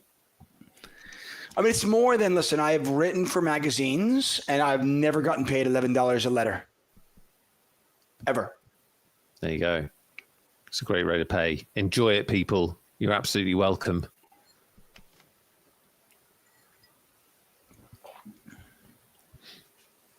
A very connected board. Yeah, I mean, one to Dur has got a straight draw and a flush draw. I'm going to let it go. And it's kind of interesting because nobody's short. And I think a lot of tough people kind of like think, well, now you should kind of go for it. But, I mean, you still have a $9,000 pay difference between second and third. And frankly, at this point, the two players who are in second, essentially, Mori and one to Dur, aren't, that far away where they can't dream about first. It's interesting, isn't it, that Afflejet has the deal sign on. We know that they've already won a $50,000 big boy bounty. They might be at the bar. You think they might be already. a bit fatigued? They might have had a huge adrenaline spike, and now they're like less keen. Well, yeah, I mean they've locked up. The 50K, by the way, wasn't the end of it. I mean, they picked up some other big ones, plus the 5K one at this final table. They've locked up 60,000 in bounties. There is a distinct chance they might just be like, I want to go out with my friends and celebrate. Let's go. Yeah. The extra 7K, I don't care about. Couldn't you? I'd be like, okay, come on. Let's get on with this here. Straight draw for a Mori. Afflejet on 68 big blinds. So a little bit about these players, by the way. Afflejet, as I said, they've already picked up 60,000 in bounties. one to Dur came into this final table fourth in chips. They fired 11 bullets. They did snag a 5K bounty. They made it all back in that one spot. They also took first in the 25K monthly elite tournament back in March of 2025. So they took home $2,700 in that one. A Mori, by the way, they picked up about $10,000 in bounties. They binked the XL Winter 100K for $9,100 back in January. Superb. Yeah. The average stake for them, about $57. We're giving away a ticket, David Tuckman. Let's do it. I love it. The average stake of this winner is $109 because that's the tournament ticket they're getting. And that person is you. Yeah, you. Dumbbell AR.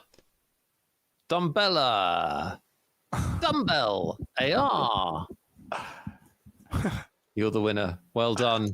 I like Dumbbell AR. I think that's it. I think that's the right way to do it. Okay, Dumbbell AR. You've won a $109 ticket. Go is correct. Or do you type goo? Either one is appropriate. Goo! That'll be my new thing when I get really excited because we win something. Just scream out goo. Goo. Congrats to you, Dumbbell R. If you did not win, guess what? We only gave away one ticket there, which means we still have another, 4 tickets to give away, 2 with Lauden Thinks, and then another 2 at the end of the show with the Wheel of Justice spin. That's correct. Good news. Plenty more booty for you to secure. I love it. Oh, 2100 is out, 568th in the free roll. It was a tough cookie. Yep. Good news is it was free. Didn't cost you anything, and there'll be another free roll next week. We are back at it next Monday, by the way. That's exciting news, Nick. We don't have to wait a whole week to see each other. Oh, a short week. Lovely. Yeah. That is good to know.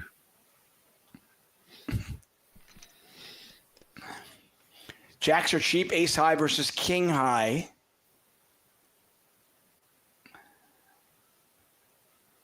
Affligé might actually. Okay, I was wondering what they're going to do here. I like this raise. You could probably just call. Ace high is likely the best hand. And look at this. Probably not a ton of value in betting this. I don't know if you get a better hand to fold with ace 3. They're going to bet, though. And what does 01 to their do? Do they just call or do they raise? They're going to just call and they hit the queen. Yeah, now we haven't seen Affligé make this kind of bluff. Okay, and they do bluff, but they bluff small. Yeah, this is not going to get the job done. I don't believe that sizing makes a ton of sense. I just don't think they're going to get any hand better than theirs to fold. Yeah, exactly. And that can be our poker tip for the day. Get into the habit of if you're bluffing, you need to think about what part of their range are you trying to make fold, and that way you can figure out what are your chances of getting this bluff through. Yeah, Phil Galfond talked about this. By the way, with that hand, talked about it. Yes, I just thought that was my idea. It was, and Phil Galfond stole it from you. He's bastard. I'll yell at him. Everyone just heard me say it, so you're a bastard. By the way, 01 to Dur, by the way, is now our chip leader. Was our chip leader. Will that stay? First time we've had a different chip leader, correct? I think. Yeah. Ace 8 versus 10s. What did Phil Galfond say, David? Tell us what he said. Well, what he says, he says what you just said, but in a different way, because it kind of a little bit more broader in the sense that he comes out and he talks about how when you are betting, you have to think to yourself, what are you trying to accomplish? Right? So in a very basic way, English, right? What are we trying to accomplish with this bet? Am I trying to get called by worse? Am I trying to get a better hand to fold? What am I trying to accomplish with this bet? Like in that case, I have ace high. What is this bet accomplishing?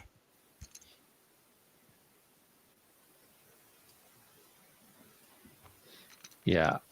And hopefully that pushes you to think about range, because if you're not thinking about your opponent's range, it becomes very difficult to answer that question. Yeah. Right?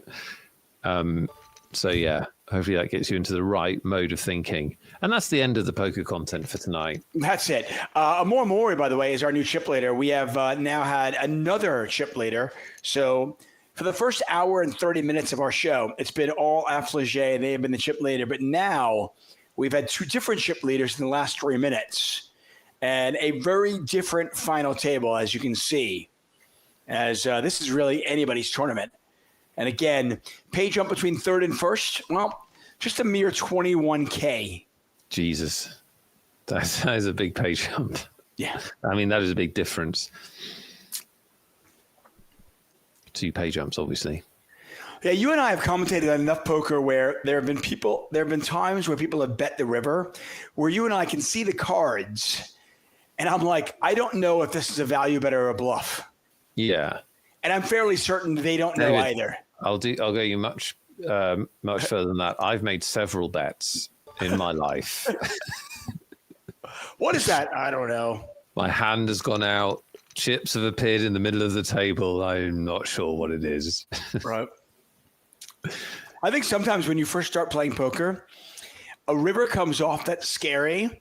And I've seen players bet, and I'll ask them, be like, oh, what was that bet? And it's like, well, I didn't want to check and let my opponent bet because I didn't know what to do. I didn't know what I would do if they bet. So I decided to bet anyway. Now, it's not a bad instinct if you don't know what to do. Like a lot of people, when they don't know what to do, they check. And actually, a lot of times, if you don't know what to do, betting's better. But it's better if you just have some idea of what you're trying to do. Yeah, just take a moment and just think, okay, what am I trying? What are the kind of hands? Back to what you said earlier, range. What kind of hands does my opponent have here? Okay, and now what am I trying to accomplish? Yeah, that's right. That's it. That's really all you need to do. Charlie Carell simplifies that to what is my opponent's range and what do I want to do about it. But really, that's for most of your poker and most of your poker career and playing life, unless you are going to get really serious and sort of try and, move up the stakes significantly. For most people, that is it. That if you think like that, you can do very, very well if you get good at that thought process. Oh, 100%. Oh, absolutely. Oh, wow. Quads. Indeed. No bonus, no jackpot. Sorry. And it's like, and you're Afflejack, you're going, yes. Not only I have quads, and you're thinking, how do I get paid? Oh, cool. They're betting. This is great.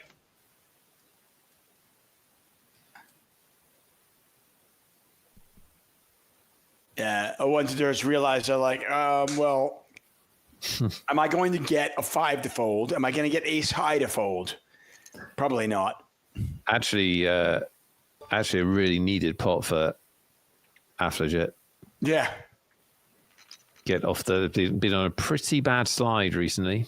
Yeah, they were hemorrhaging chips there for a little bit. They're still on 34 big blinds, but I think from a psychological standpoint, I agree with you. They needed that one. I by the way, I agree wholeheartedly. If you work on your pre-flop game, and then you literally just go, you think of what kind of hands my opponent has, what's their range, and then just before you bet, before you put any chips in the pot, go, what am I trying to accomplish here?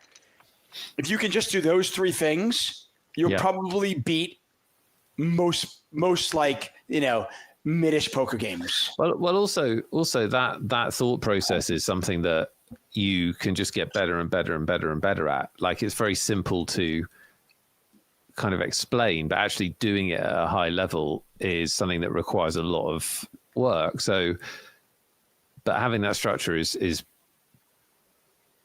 beyond actually where a lot of people get to, because they just don't think as clearly as that. Yeah. And it's funny too, because it's such a basic thing. Like, you would think about in anything, you're going, what are you trying to accomplish with whatever play you're like? If you're playing football, Liverpool, you're like, okay, well, what are we trying to accomplish here? Right, we're up by. Last time I looked, it was still 1-0, so it looks like they're trying to accomplish defeat. Right, but maybe it's a matter of, hey, listen, let's try to get away, let's try to get the draw, or maybe it's, hey, we're just trying to keep the game close before we can go home, and we know we'll be in there. Who knows? But what are we trying to accomplish? Very simple concept, but very few have mastered it. I feel like everybody's got the same hands here. 5 high. Clubs, diamonds. 5 high with position. Yes, I like that one better. Exactly. Wow, that is a pretty tight fold.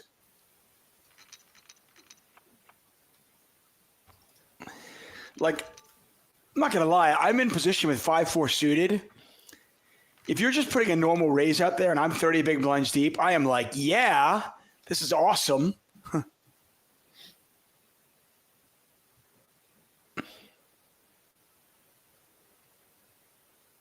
Tawani says, watching pro poker, it's interesting. The opponent's range is often more relevant than yours. Oh, absolutely. Well, that, and if Tawani, if you want to take it even one step further, it's your opponent's range is more relevant than yours, and your perceived range is more relevant than your actual hand. Yep. Zubitis is fourth in the free roll. Go. Let's go. Let's go. Let's effing go. Love it.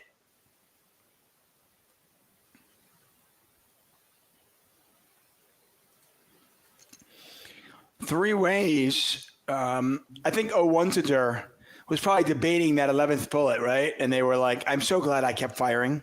Yeah. Can you imagine? Can you imagine if they went, I said 10, but one more.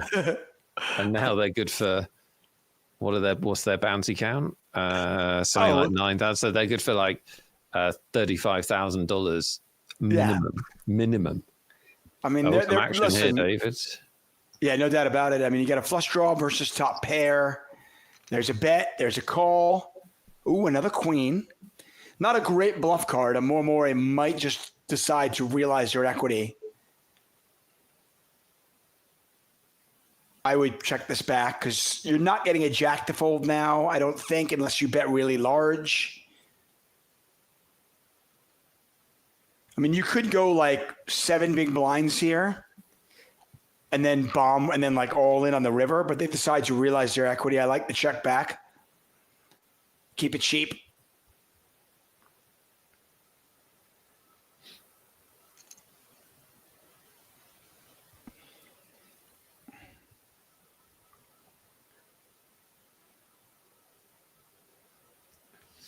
I mean, it's not impossible. It's not impossible this is a bluff, but when you've got 2 of the diamonds yourself, less possible, and a Mamori gives it up. Yeah, I mean, a Mamori might have been just thinking like, I don't think my opponent's got many queens here. Are they betting a jack for value? That might have been the thought process. So you start thinking of like what bluffs they have, like maybe 10-9. But you've got 5 high, so you've got to risk a lot of chips to try to like rebluff them. And the times they do have a queen, you're hating life. You're like, oh man, what did I just do? Yeah, for sure.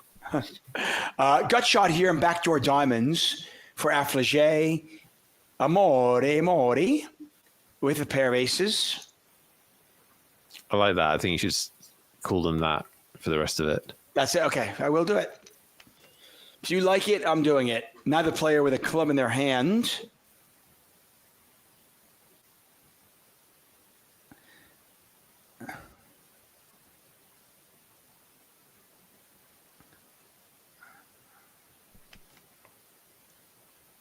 Checks back on the turn. And Affligé now hits a queen.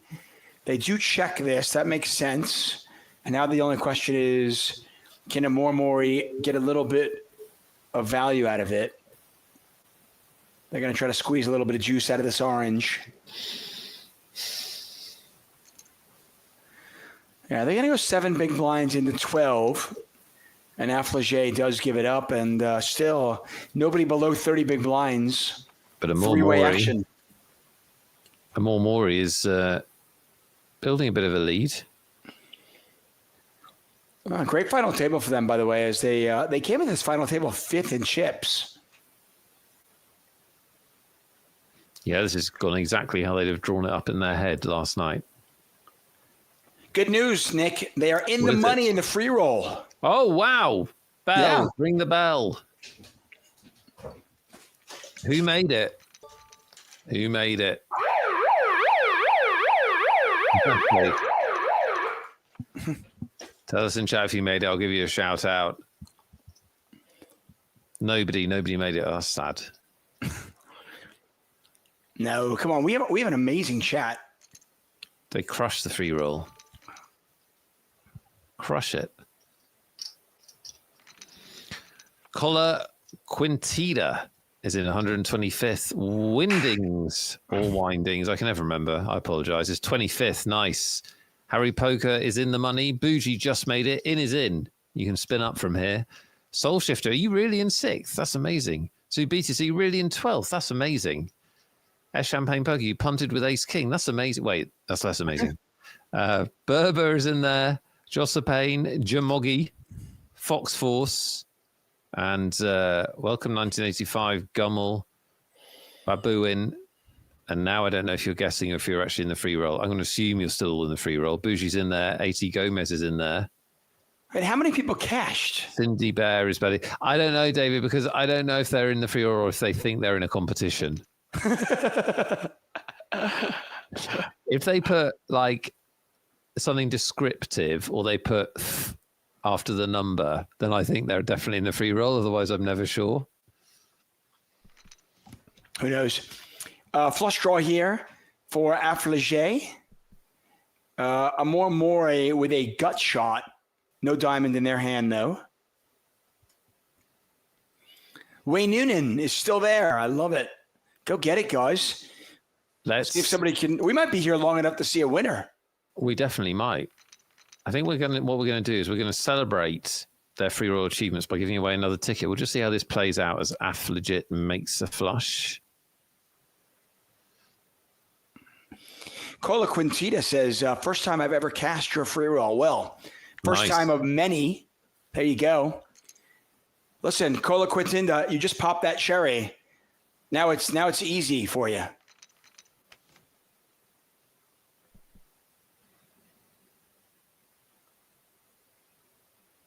$12 big blinds in there. More, you might be thinking right around now going, how did I get here? How often have you been in that spot in poker where you're looking at a pot, it's enormous, and you look at your hand and you're like, what did I do? Yeah. Why am I here? I like my favorite was the ones where you go, yeah, this was a fold pre, wasn't it? And now look at me. Yeah. Okay, we're going to give away another ticket, David. Are we? Yes, we are. This needs livening up. We need to give presents. Okay. We're going to do another keyword giveaway. The easiest way for you to make whatever it was, $10 or $12 a letter in tournament equity. One of you will win a tournament ticket for Play on 888 for $109. Huge prize. All you have to do is type in the keyword. You must be on our 888 Poker TV Twitch channel. It won't work on YouTube. And the keyword in celebration of this big final table. Me and Lime were up all night on this one. XL Final. XL Final. I feel like we could have done better there. Well, you weren't at the creative meeting, so No. you don't know the tension and pressure we were under. I don't get invited to these meetings. Well, you're doing an excellent job hosting the show, so like just let the behind the scenes machinations. I'm going to let the pros do their job. I'm going to leave it alone. That's right. I'm just going to come out and say, I just feel like we could have done a better job than XL Final. Okay, noted. Thanks for your note. We continue on three ways. And Mori is our chip leader. There aren't that many chips in play now. If we, if somebody wins a big pot or something like that, we definitely could get movement. We are headed toward our second break. I do anticipate us coming back for another one. I don't think this ends in the next 7 minutes. Pair jacks for a Mori. Might see them check this back. I mean, I think checking it back or betting are both reasonable. You're checking it back to kind of a little bit of pot control, but really deception. Try to get value on a later street. You realize that your hand is not it's not good enough to get 3 streets, so you can decide to get it on the flop or later on. I am going to bet here now. No likelihood. Get your XL finals in. Somebody must win. Yeah, you're making more money per letter here. There's only 7 letters, still the same $109 ticket. Do the math. You're making more than $15 a letter, folks. You've gotten a raise. $15 a letter. How sweet it is. Yeah. 1 more minute, says Lime. She means it as well. Affligé just does not go after it. Something you noticed. I mean, they don't bluff very often. They really don't. Doesn't mean they can't, but I feel like they're far more aggressive pre-flop than they are post-flop. We have seen them bluff a couple of times, just not a ton. Yeah, we got rid of the numbers this time. So this is just letters, my friend. $15, more than $15 a letter. You tell me anywhere in the world, where else can you get paid more than $15 a letter? They can't do it. You can't do it. Don't even try. I really don't think I can.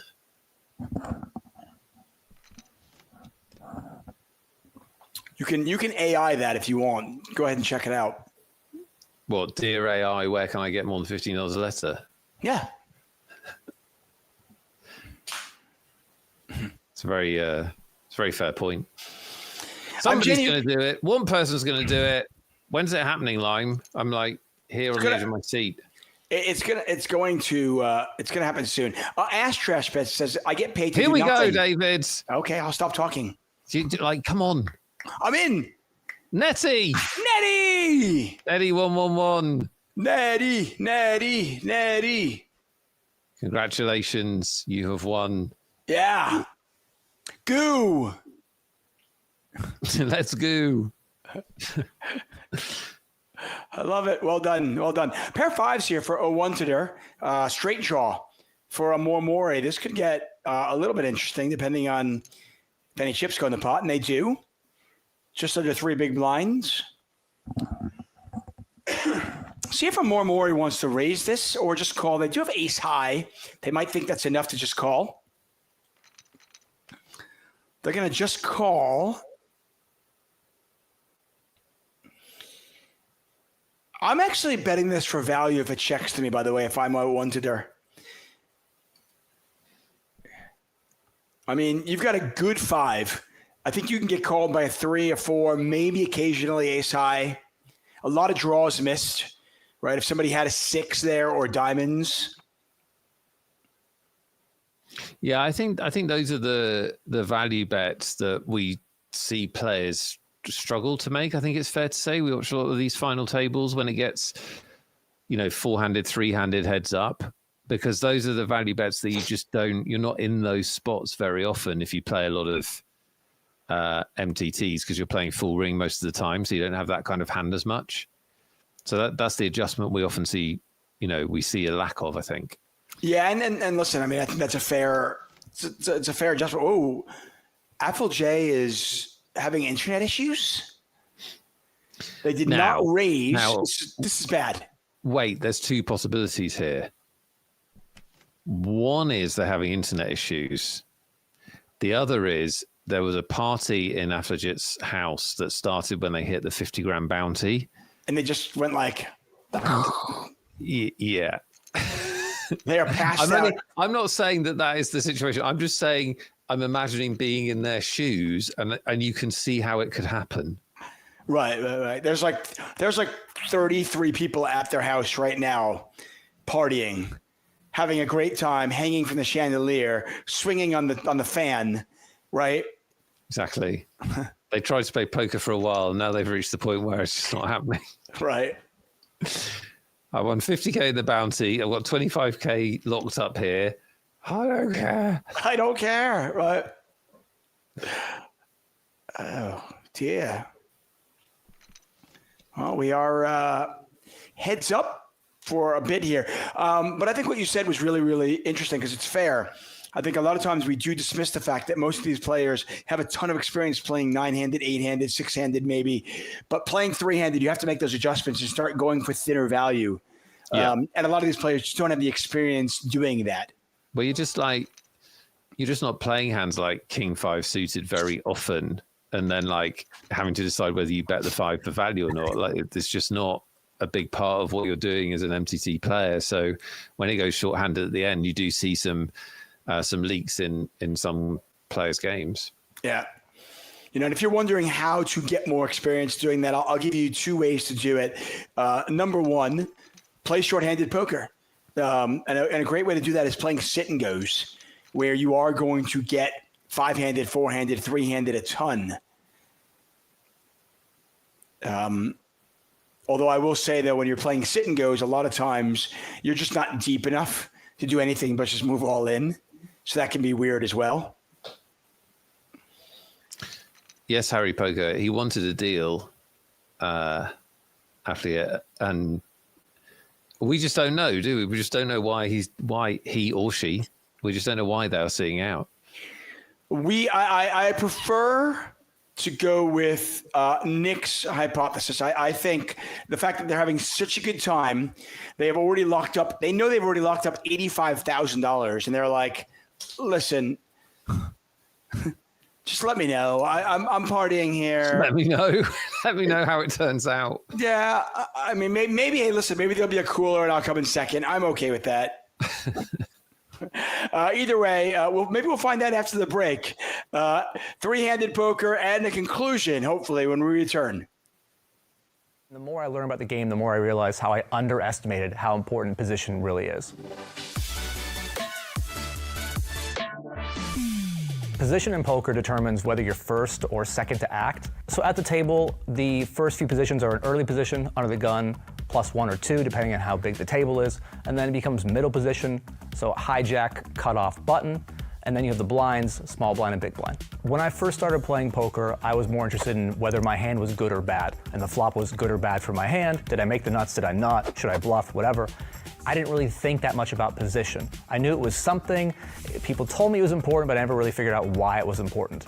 And these days, I realize that it is largely determining how big of a pot I can win and potentially lose. Playing out of position, it's hard to get value and it's hard to bluff effectively. And those are two pretty important tenets of the game of poker. When you think about playing a big pot in poker, you think about, I'm gonna have to bet before the flop, on the turn, on the river, right? You have a really good hand, you wanna make all those bets. When you're in position, you're last to act and will always get the chance to reopen the betting action. But when you're out of position, often you're gonna be checking your opponent, and that means that sometimes you get to the river and you'll be wanting to put another bet, but you're gonna check and hope to trap or let them bet, and they'll just check back and you won't get your value. And so if you think about it, when you get to the river of a decent sized pot, the pot's gonna be a lot bigger if you have the chance to bet in position versus when you're checking out of position. So at times you're gonna have to play out of position, and there are some things you can do to change your game to make it more profitable for you. One of them is to start with a tighter range. Because it's harder to bluff effectively and get value, you just wanna start with a tighter range, give you a better chance to win the pot and then win bigger pots. Other things you can do post-flop would be either to check raise an opponent more often who bets too much, or if they bluff too much, you wanna check call them and trap them with your strong hands. One of the most important ways I think 3-betting changes when you're out of position is the sizing of the 3-bet. A lot of players size their 3-bets the same whether they're in position or out, and you wanna give your opponent a better price when you're in position and a worse when you're out of position because, as I said earlier, harder to get value, harder to bluff, and so you want to charge them more right now when you're out of position. If we're talking about overall, what's the biggest mistake people make out of position? It's playing too many hands. If you're playing too many hands, you'll say, oh, I'm getting a good price, and maybe you are right now, but the hand doesn't end right now when you call out of the big blind, or even worse, out of the small blind. You still have to deal with a flop, a turn, and a river. Those bets can be a lot, and should be a lot larger than what you just called. And yes, you're getting a good price right now, but what happens in the river when you're playing a 100 big blind pot with a mediocre hand? There are obviously a lot of tools you could use to get better at playing either in position or out of position, but I think one of the most important is just experience. And out of position for a lot of players is like other spots for them where they feel uncomfortable. And a lot of players, when they feel uncomfortable, they don't want to think about the spot, they don't want to study the spot, they just want to move on and go to the spots where they're more comfortable. But it's actually those situations where you don't exactly know what to do or where you can experience the most growth in your game and are some of the most important to pay attention to. So don't be afraid to get in the mix, play out of position, maybe make some mistakes and learn from them. There was a point though, like 2010, you made a deep run in the main event. Like mid 2000s, you win an Aria super high roller. There was a point where it looked like you might be the next great tournament guy. Well, I think that might just be a little overstated. Okay, maybe a little, maybe like there was a short-term variance, but I'm saying there was a point there where it looked like you were at least taking it seriously, and maybe this was the path you were going to take. I was never all in on tournaments, but obviously I was very fortunate, but I had a lot of early success, not even early, 10 years in, whatever. I had a lot of success, but I think it was just a byproduct of the time. Okay. Like, I also had a lot of very close misses. I think I have like 11 or 13 WSOP final tables, and I've never finished better than third. You know, so it's like... a lot of variance there. Everything, you know, it's just, back then we were very ignorant to it, so you put a run together over the course of a couple of years, and it's like, of course you're the next hot name and you're gonna be the guy who does it. But I just always kind of went back to what I knew I was winning for sure at, which was cash. You know, tournaments were kind of supplementing that, it's like, oh, I ripped off another 500K score. I guess that means I get to take a bigger piece of myself now playing in this private game that Ivy's route. Right. Which seemed like it had way, way higher potential and a much larger ceiling available than chasing down these high rollers, which I feel so fortunate I didn't fall down that path, because those guys get all the glory and they deserve every fucking bit of it, because what they do is a hellacious task. I wouldn't wish it upon anybody. They are so studied and they work so fucking hard, and they do it all for like 10 to 12% ROI on 5 or 6 million a year. People have said this, by the way, and I feel like you've probably said this on one of your 719 podcasts. Sure. Where if you can be successful in that realm, Yeah. then you can probably be far more successful in so many other realms. You could run a country, you could do whatever you want. Like, Be a CEO of a company. yeah, absolutely. They're leaving so much money on the table for the love of the game and the chase and thrill of the competition. And I don't blame them one bit. And I can't sing their praises enough, because I truly admire how hard they work and everything they do. But I also know that, like... Welcome back. We are back. It is a 2-break Tuesday. That's right. A magical day indeed. We're here for the XL Autumn main event. That's right. We're down to 3 players. All these players are guaranteed, let's just say, like, heaps. We're going to say heaps of money. They will all scream goo at the end of it. Nick Rothfeld, David Tuckman here, courtesy of 888 Poker. Amor is our chip leader with 54.5 big blinds. Applejay, by the way, is still sitting out, unfortunately. We don't know what that's about. We do know they won the 50K bounty earlier, which could be the reason. Could be internet. Yeah, I mean, I don't know. That's the bad version, because, you don't want an internet problem for when there's tens of thousands of dollars at stake. I just found out, by the way, I didn't realize. So Hayden, of course, who our amazing producer, congratulations to him and his family. They have a new baby daughter, 6 pounds. They named her Molly. I assume after my wife. I think almost certainly after your wife. Yeah, that's really sweet. I also thought maybe it was after Molly's game, because, Ooh. Hayden is a poker producer. Maybe he wants Molly to run high stakes underground poker games when she's bigger. You can make a lot of money doing that. Right. Yeah. You can ask Antonio Esfandiari about that, allegedly. Allegedly. Maybe. I know nothing about that. Well done. We're in trouble now. Yeah, I love, by the way, Antonio Esfandiari was just playing in a cash game that I was commentating on last week. And Poker News came out, was like, Esfandiari has been away from the game for a while. And look at it, he comes back and wins $300,000. I'm like, away from what game? He's just been away from your eyes. You have not watched him. He's been playing nonstop. Just playing in like little home private games now. Killing it. There you go. So maybe, allegedly. We've still got three-handed poker action that is basically two-handed. That must be quite weird for the other two, because they're sort of playing heads. Oh, wait a minute. No. I thought that must be a screen optical illusion. He's still not. So Afflejet's gone from. Well, they were over 30 big blinds, I think, when this started. Yeah, somewhere around there. This is unfortunate. We obviously don't know anything about it, but it really puts a one-to-door in a tough spot, because they're like, I mean, they can just fold and lock up an extra $9,000. They really don't want to get involved. So do they just fold all but premiums? I don't know what to do. I mean, and honestly, if you're a Mori, you can just continue to raise because you're the chip leader. This is really weird.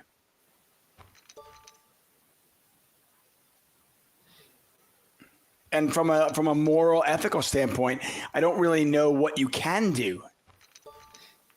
Yeah, you have to keep playing. And I don't. So I do have a pretty clear thought on this, because obviously back in the day, this used to happen a lot more. Yeah. The internet thing. And if you're playing in a heads up arranged match, right, of some kind, I don't know, then you just don't want to just be taking somebody's money. If it's a tournament though, it's an online tournament, having an internet connection is part of participating in the online tournament. So it absolutely sucks, but it's not unethical to, keep taking the blinds, because that's the way it goes, I'm afraid. There's nothing to be done. Well, we've got an action flop here. We've got an ace-high flush draw. Now the ace.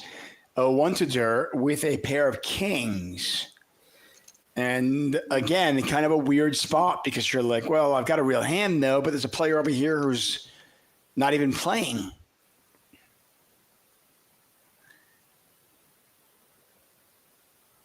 I mean, it might look like a Mori is kind of getting out of line. Whoa, they check. What is going on? Why is everybody checking? Why are we not betting? Well, they're up to 70 big blinds right now, by the way, 72. Yeah, they're really in control. It's obviously possible that the player sitting out has caused a weird dynamic, or absolutely made it strange. Like the thing, do I contest a pot? I mean, I can't go broke here. If I go broke here, it's absolutely ridiculous, because potentially I can do nothing and get second place money. Oh, Affligé's back? Maybe? I thought they were. I think they're back, but not really. Well, they do call. They call. They're coming back with 5-2 offsuit. Yeah, they waited for this one, huh?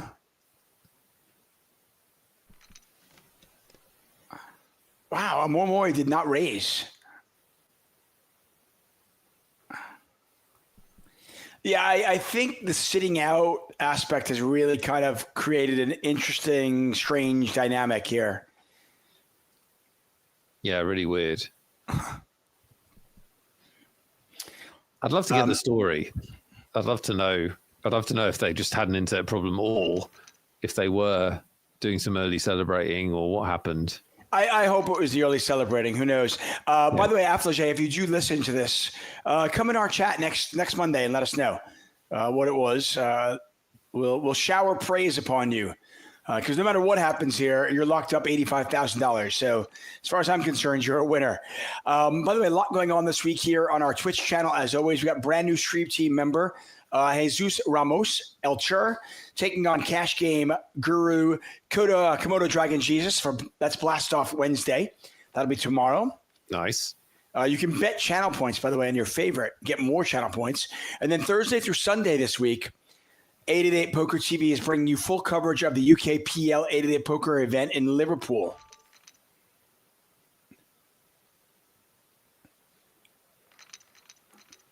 So if you can join us, you can almost certainly still satellite into that. So the UKPLs are a great time. Yep.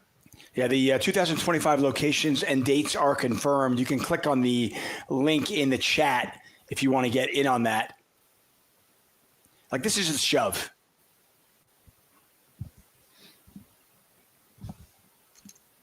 There you go. It is. I was waiting to see if it was. I was like, I mean, Affligé has 8 big blinds. You've got 6s. Yeah. You're going to want to put the money in. Yeah. Speculation as to why he sat out. Tony says, or Tony says, he's married, that's all. Honey, please take out the trash. Very possible. That's actually great. You know what? Darling, I am trying to win $80,000. Yeah, you know what? This trash is not going to take out itself, buddy. This will be fun, everybody. Put your best. Why was he not playing, or they not playing? For about 15 minutes. Yeah. Why was he? Why were they out? Keep it appropriate, and we'll read the best 2 or 3. I will keep it appropriate, because it could have been celebratory sex for the 50K bounty. That would have been appropriate. That's what you meant. Yeah. Absolutely. I'd sleep with me if I won $50,000. You'd sleep with you for nothing. That's very true. One of my favorite partners, actually. Let's see. We got PC problems. The bathroom called. They fell asleep. At work, got called to a meeting. Leo Gygax saying, wait, sex for more than 15 minutes? Yeah, no, it's with myself, though. I like to you know, I like some No, foreplay. enough. Stop. Oh, yeah.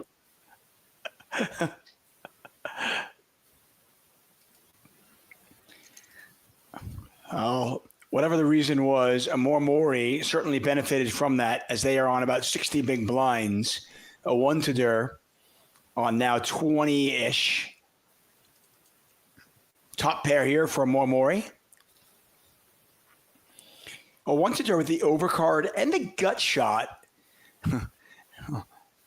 Affligé, happy to make deal again. I'm not sure if his opponents are. Wow. Why are we checking the ace-9? I don't get it.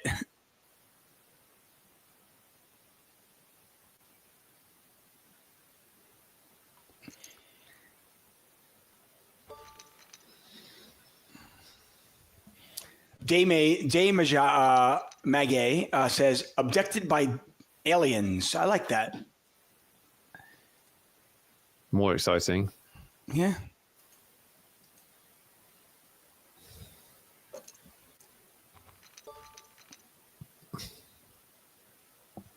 Did I just read that wrong, or did a 1-to-der have 6s? Sorry, I was just dealing with a technical problem. You do that. Anybody in the chat? The lime isn't working. Did he have 6s? I don't know. A 1-to-der. Did they have 6s? Anybody in the chat? Let me know. So it's like simple raise and you just folded 6s? I can't believe that. No.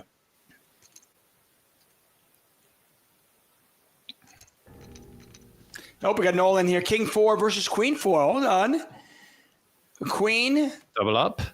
Double up here for Affligé. A double up is just 10 big blinds, but still in there. Again, they're playing for the difference between second and third is about $9,000. Difference between third and first, $21K. Jamogi says, isn't it normally 1 minute followed by 10 minutes of awkward silence? Oh, where I'm doing it, my friend. 1 minute and then 10 minutes of applause. Why are we still? Let me tell you about my insurance policies, guys. Bear in mind, I am the only one there. Currently, I have life insurance. I have auto insurance. I have home insurance. We have medical insurance. So I have 4 different insurances, everybody. We've really done the two ends of human discourse tonight, I think. Do you get life insurance if you don't have kids? Do you have life insurance? Well, I'm married, so yeah. You do? Okay. I don't think I would have it if I didn't have kids. She's on her own. She gets what she gets. Like what? Go get a job. Leave me alone. How? Oh, she has a job. My wife works. She's got a good job. I know, but like, what about when she's mourning her loss? Mia's going to mourn her loss of me in a Ferrari. I was going to say the mourning will take less time than your solo sexual appearance. It's going to be like about 4 minutes of wow. I miss David. That can't be true. I miss David. Oh, Jenny's free. Hold on, Jenny. I'll be there right away. That's not true. There will be tears. Yes. Not too many, though. Look at this. Mori has really put some distance between themselves and the other two players, and they are at the point now where they could just shove, and they do. I tell you what, David. Yes, sir. I love the occasion. I love the stakes. I've loved the first 2/3 of the final table. This 3-handed bit has been a little bit. Do you know what I mean? I wish it was more like the gestures you were doing. It's been, your gestures were very exciting. This bit of poker. Not so much. Well, I mean, in fairness, one of the players was sitting out for 15 minutes. That was extremely weird. That is fair.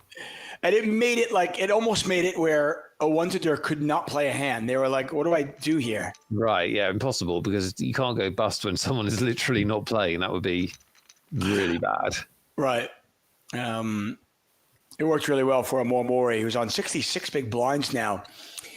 Keep in mind, by the way, folks, there are just 90 big blinds in play, so they have 66 of the 90.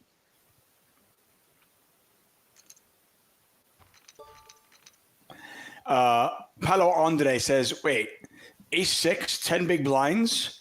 Why are they not moving all in? Hard to say. I don't know.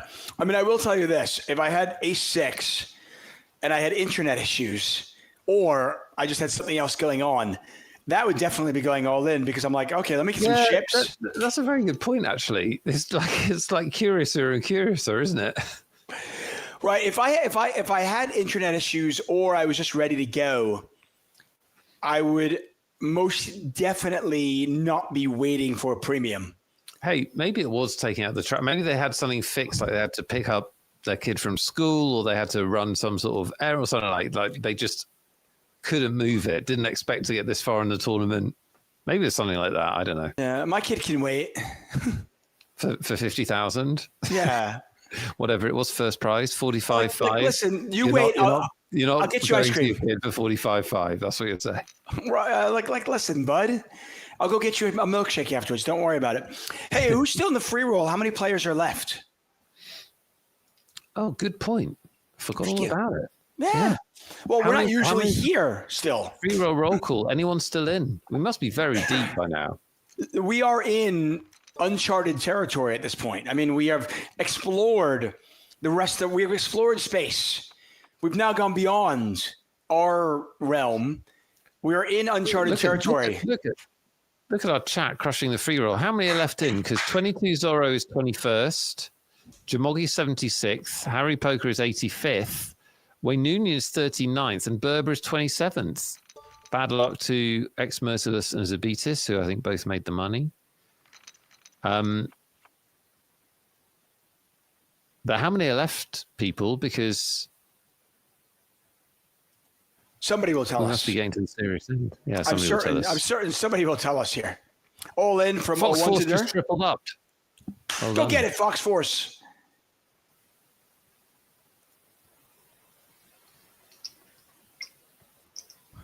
Every time I say Fox Force or I read the name, I chuckle because I imagine 3 foxes like Charlie's Angels in like a crime fighting situation. Absolutely. Yeah. Yep.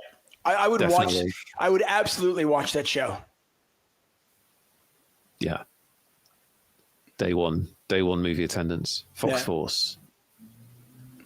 Ooh, Champagne Poker shaddied into a 1650 turbo. Go get it. What did they do?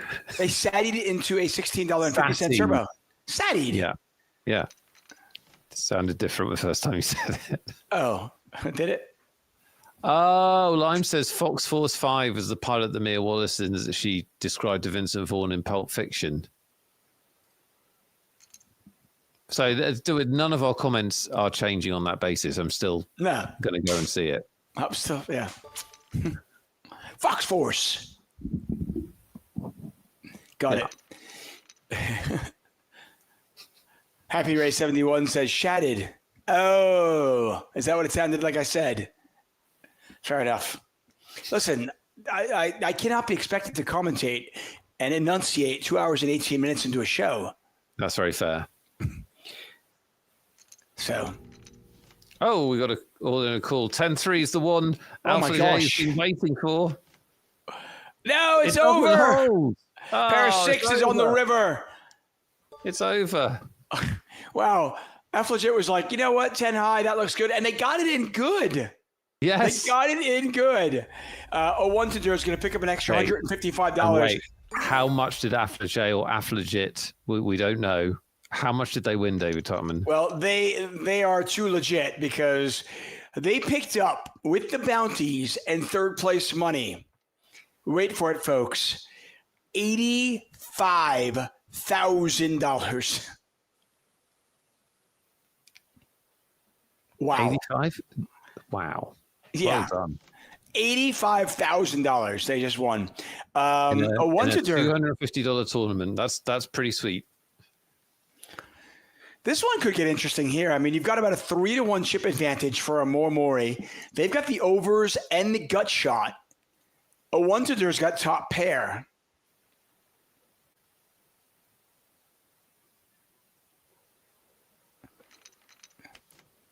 Yeah, they added an extra $5,500 in bounties at the final table. So just an absolutely dream couple of days for them. Kudos what to a result. Yeah, what a result. David, while this heads up starts, we've got one more ticket to give away in the show. Then after this finishes, we'll give away 2 on the Poker Wheel of Justice. But our first order of business is to play Loddon Thinks, or Nick Thinks, me, for the last ticket. Yeah.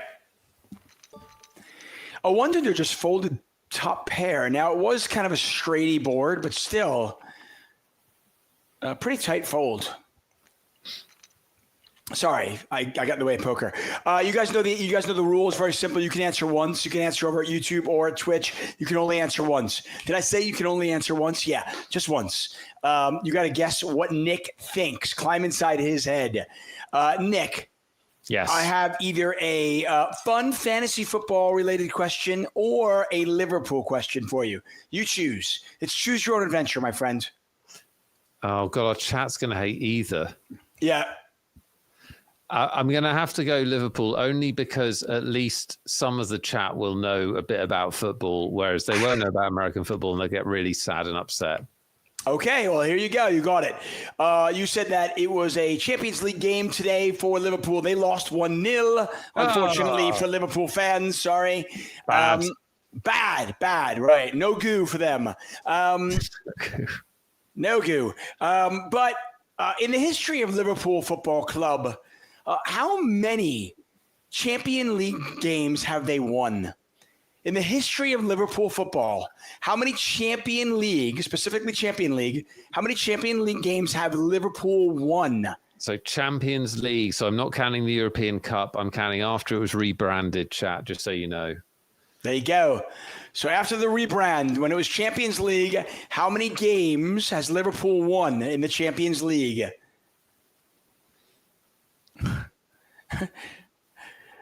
I'm not even a football. I mean, I know nothing about this, and some of these guesses are utterly ridiculous.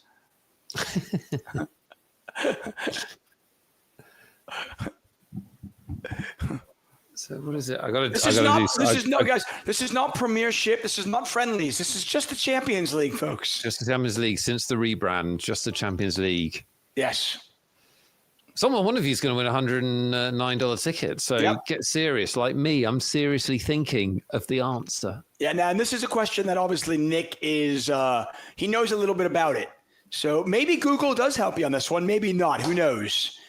How many Champions League games since the rebrand has Liverpool won? Queen high flop, nothing there for either player. Ace high is good. As this heads-up battle continues, about a 3-1 chip advantage for Amore, who is looking for the win. Amore Morty, by the way, binked the XL Winter 100K for 9,100. Can they win two? Yeah, can they win 2 of our XL events in 1 year? Well, they're going to try. Both these players, by the way, have locked up $33,000 plus whatever bounties they were going to win. They are playing a $12,000 heads-up match. Plus, of course, the winner gets to keep the last 2 bounties. Neither one of these players is going to win what Affligé won, which is $85K.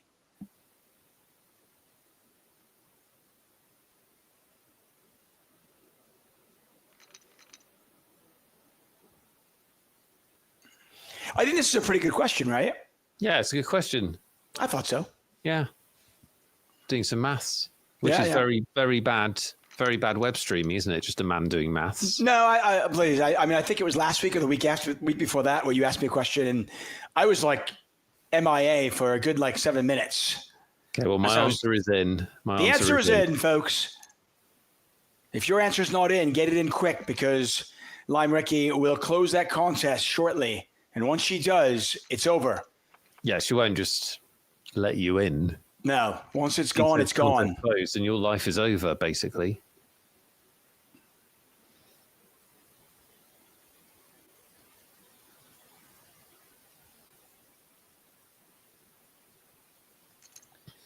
Your answer's in where?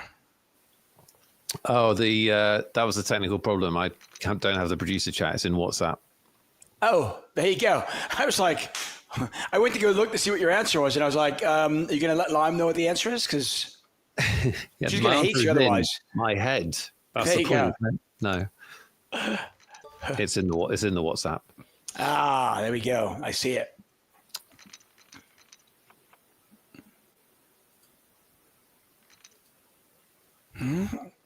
A bit of a bigger advantage here now. As you can see, a little bit more than a 4-1 chip advantage for our chip leader.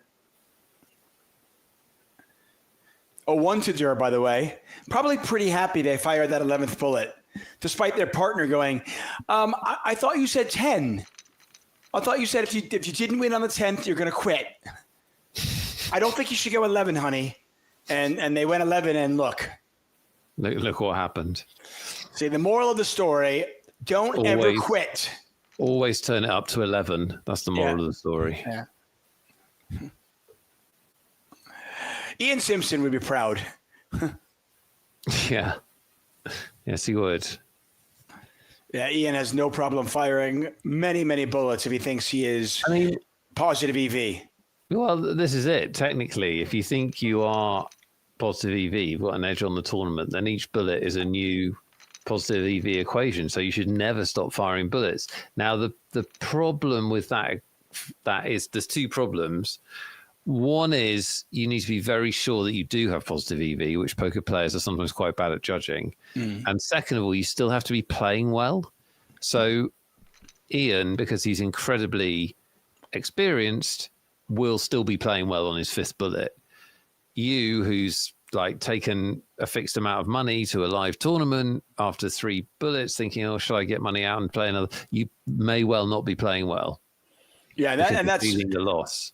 Yeah, the second part of that equation is really difficult to do. I mean, both parts of that, but the second one is simply like, when you've already gone 4 bullets in, are you still playing your A game? Right. And that's hard. We're cash game players, and like we've all been in cash games where we've made that mistake where we think we're playing well and we're not. So it's not necessarily that easy. Noodaloo says 2,750 invested. What's locked for them so far? Well, they've got $33,000 for second, and then another 10 basically with the bounties. So you're looking at about 43,000 locked up. So pretty good ROI. Yeah, it worked out for them. Buy-ins. Yeah, I can't tell you how many times I've seen friends of mine playing cash games until 5, 6 in the morning, and they're like, "Oh, the game was just too good." And I'm like, "You're stuck?" And they're like, Yeah, I'm stuck, but the game's really good." And I'm like, "Yeah, because you're in it." It's like you think you're playing, like you're playing your C game right now. Yeah. Like, why do you think the game is still going on at 5 in the morning? Because you're stuck. Yeah, right. And then the other thing I think that's always interesting on that is that people always overestimate how big their edge is. And if you're tired, there's a lot of games in which, yes, you're better than the players playing, but if you're tired and stuck, as you've just said, it actually doesn't take that much for your edge to be gone. Oh, yeah. There's not that big an edge in poker. Like, a good cash 20% would be an amazing cash game edge, for example. Yeah, I mean, obviously it depends on how bad your opposition is. I mean, I have told the story before, but I have played shorthanded with players who were so woefully incompetent that I just continued to pay for their massages to keep them there. Right. There's the old Mason Malmuth quote, which is, if the game really is that good, then you should play with, what does he say? Toothpicks to keep your eyes open. Because if they're that bad, and they're putting money into the game, and those opportunities don't come along that often. So now, by the way, if you ever are in a cash game where your opposition is offering to buy you massages, that's not a good sign. Just be aware that if you stay there, I hope you really, really like a massage, and maybe your back is sore, and you don't mind paying for the massage that way, because you are ultimately paying for it. Yes, that is very true. Very fair. Very fair comment. In all likelihood. The contest is closed. We'll announce who's won the $109 ticket at the end of this heads up. Also at the end of this heads up, the Poker Wheel of Justice, the most electric for state senator, and he'll give you more Poker Wheel of Justice. The most electric 3 minutes of poker media on the planet. Yes, and we need to elect because apparently our government is shut down. Have you heard that? Oh, is it really? Yeah, which I love. The news, by the way, is talking about like, oh, the government's going to be shut down like it's a bad thing. And I'm like, oh, that's amazing. Great. Shut it down. Best thing possible. Wait, doesn't Molly work for the government? Not really. Oh. Well, I wanted to get paid because, like, when the government is shut down, people don't get paid, right? Yeah, no. Well, I think like like schools will stay open, like the essentials still stay open. Okay. You know what I mean? Like you won't get like if somebody needs to like get a passport, they're screwed. Got you. Sorry, it's America. You don't use passports, so totally fine. Wanted. What are we going with, by the way? Because in the final series, Wanted. Wanted. They're at critical levels. I always say under 20 big blinds. Suddenly, you've got to make some. You got to make some decisions because you are very quickly going to be under 10 if you don't draw lines in the sand. Yeah, and you just get to the point where you have no fold equity anymore. They're still at the point now where, I mean, I always try to caution people. I'm like, if you let yourself dwindle down to a point where even if you double up, you're not a threat, that's not good. Right now, they doubled up. They're right at 26 big blinds, and they're fine. And they've got to be aware of that. Yeah, I agree with that. Yeah, and more this bit of a stack heads up goes faster than you think. You know, if they look up 5 hands from now, they're going to be completely dead if they haven't picked up some pots. No, you can see not only 12 big blinds, but they 5-1 disadvantage from a chip perspective against their opponent.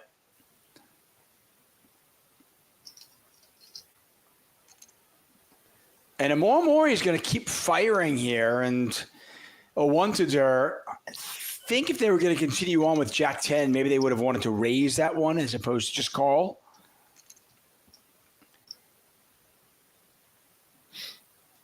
Run Gooder says, I already know that I didn't win the Lawden Thinks and likely never will. Boo hoo hoo. Wow, with that attitude, you're certainly not going to win.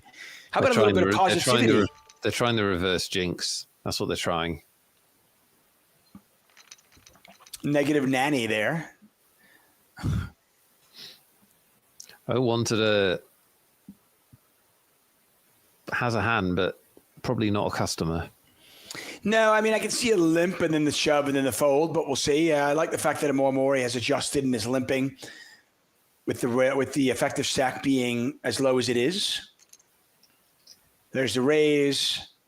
Probably should just be a shove.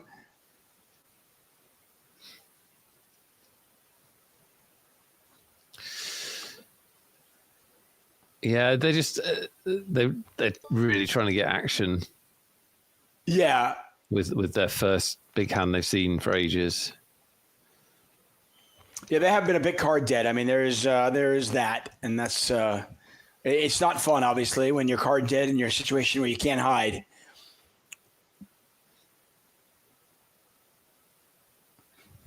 But to your point, I mean, I think beggars can't be choosers at this point. I mean, I think they're going to just have to pick some spots. Like Queen Deuce suited, yeah, probably good enough to get it in.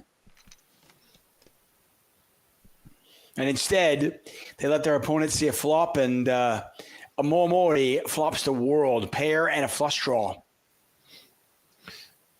Yeah, a fist pump, get in if they can.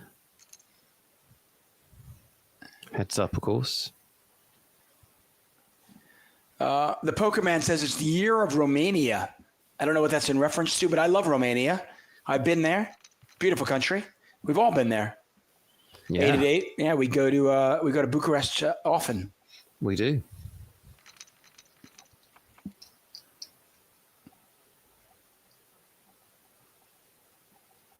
Have you ever been to Romania? Have you been to Bucharest for a stag do?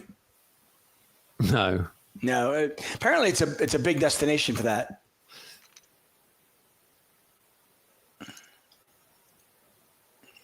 There you go. See, I like this. King 7, you're not waiting for a premium. Yeah, absolutely. Most people wait too long. We see this a lot, you and I, when we cover the end of tournaments. And, you get to the point where you double up and you still haven't got yourself out of trouble. You still don't have any room for maneuver. You still don't have very much fold equity if you're down to like 6, 7, 8 big blinds. So it's better to put what little pressure you can on when you can. And if you get called heads up, Hold'em, you always have good equity. Like you always have. Usually you have 40%. So did somebody tell Mori that they needed to use all of their time bank on each decision? Dave was getting tilted. No, I mean seriously. Like, what are we doing here? Every decision. Like, what is going on here? Oh wait, Astro Rash, is it 01 Tudor? Do you know that? That's what their name is. Oh, and that's the reference to Romania. Right. It's a bit annoying that they didn't just write out Tudor. Were they in a hurry? Maybe somebody else has already got the full Tudor. Never go full Tudor. So you're dressed up in a doublet and you're eating a turkey leg while you marry your 5th wife because the church has agreed to it. Something, I don't know. Okay, I am getting tilted here. Like, what are we Come on, doing? Maury. Come on, otherwise David won't celebrate your win. Well, I mean, It's just kind of funny to me that it's like maybe they're concerned that they're going to give off a timing tell if they don't wait each time till the end. But we didn't do that the entire final table. The entire final table we played it a certain way, and now it's like, well, now it's heads up, so I don't want to give anything away. Yeah, they're clearly doing it deliberately, unless they're playing. Oh, Tudor is all in. I think I have no idea if this works or not. It's got more of a chance of getting through because they haven't done it very much, and it does get through. And I love the fact that, I mean, I'm not sure I do it with Jack Deuce offsuit, but I love the fact that they are just being more aggressive and not just sitting back. Realize, hey, I've got to make some moves here. I've got to win some of these. I mean, if this heads-up match lasts like 20 more minutes, I'm going to leave. You're going to be alone. Okay, that's fair. Is that fair? Well, I can see you're getting frustrated, and I don't want you to be frustrated. I want you to have a nice work experience. That's it. I'm retiring.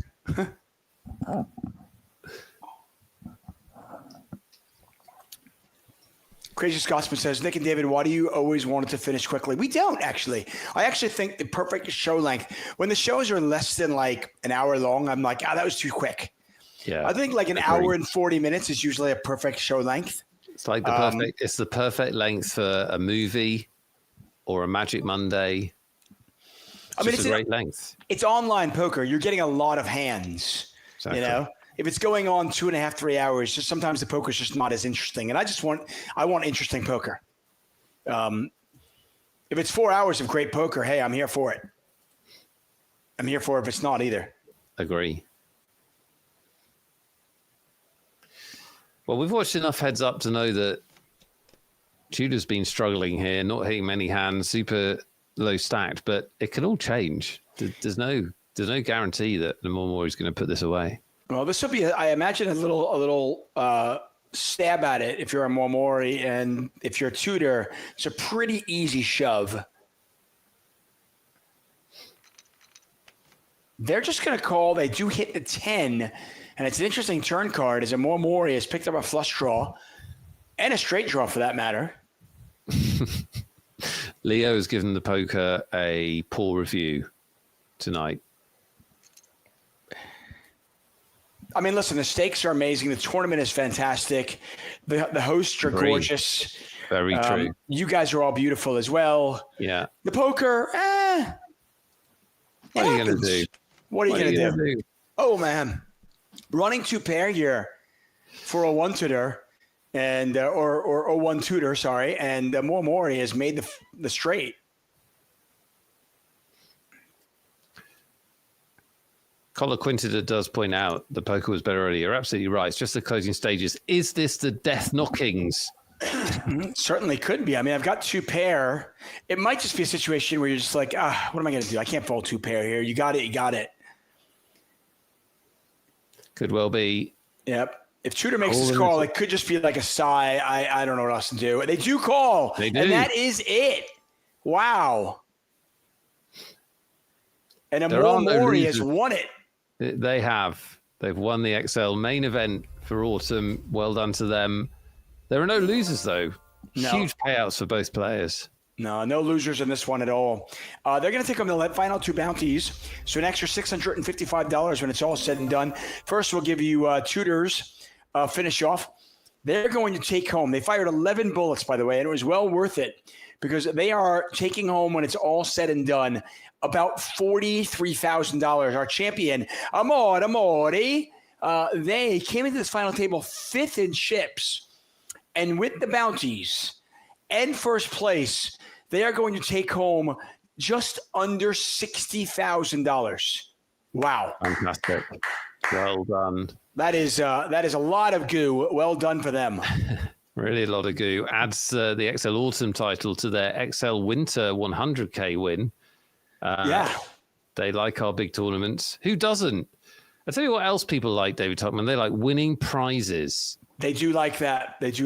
So let's do it. I asked you a very simple question, didn't I? Very simple. I asked you how many in the history of the Champions League, since it was named Champions League, how many games Liverpool has won in that league? Yeah, so I'm not very good on dates, but it was definitely the 90s where it turned into the Champions League. So I estimated 30 years. Liverpool have been in it most years, but not all years. I guess 23. I don't really know. During that time, they play small group phases, then knockouts. I reckon they win an average of 3 games in the group phases and then 3 games in the knockouts. Something like that. That's exactly right. If you do the maths, you get to 207 Champions League games won by Liverpool Football Club. 207. And it's amazing. Years into this, you have yet to be wrong. 100% spot on. Nick Welthall nailed it. If you guessed 207, you might have just won.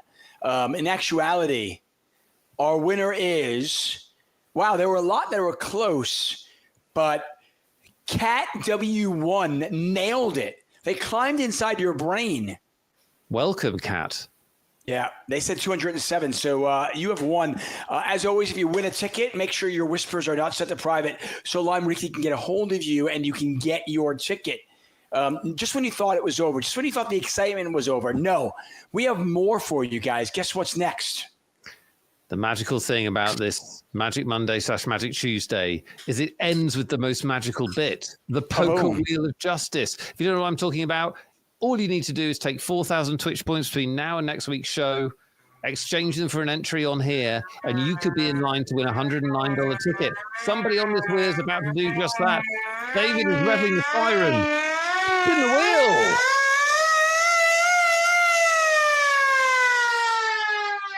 Oh my God, there's a drum roll. How exciting. As if this could be any better, but it actually is. Axel Guy 888, you've won a $109 ticket. You must be in chat. You must be in chat to claim your prize, Axel. Axel Guy. I'm fairly certain that's Axl Rose from Guns N' Roses. Are you sure here? It is. I'd be shocked if it isn't. Axel, are you here? By the way, just when you thought the Wheel of Justice spin couldn't get any better. Countdown 5. for They're there! Yeah! Axel, that was close. That was close. You're just Axel. getting a countdown. You won a $109 ticket. Well done. We need one more winner tonight before we can all go home to bed. David Sirens them in. It's the greatest phrase in poker show business. Let's spin the wheel of poker justice. David, your siren's being usurped by a drum roll. It is! Anfek! Anfek is usually here, but they must be here right now. Anfek, are you here? Are you here, Anfek? Ticket with your name on it. It says $109 Anfek. Yeah. That's how that works. Yeah, we brainstormed that one. We came up with that was it. $109 ticket, Anfek. But you've got to be here. Otherwise, we burn the ticket and we spin it again. Anfek is here. Another winner on a night of winners. Delighted. Well said. Another night on a night of winners. Exactly what I didn't say.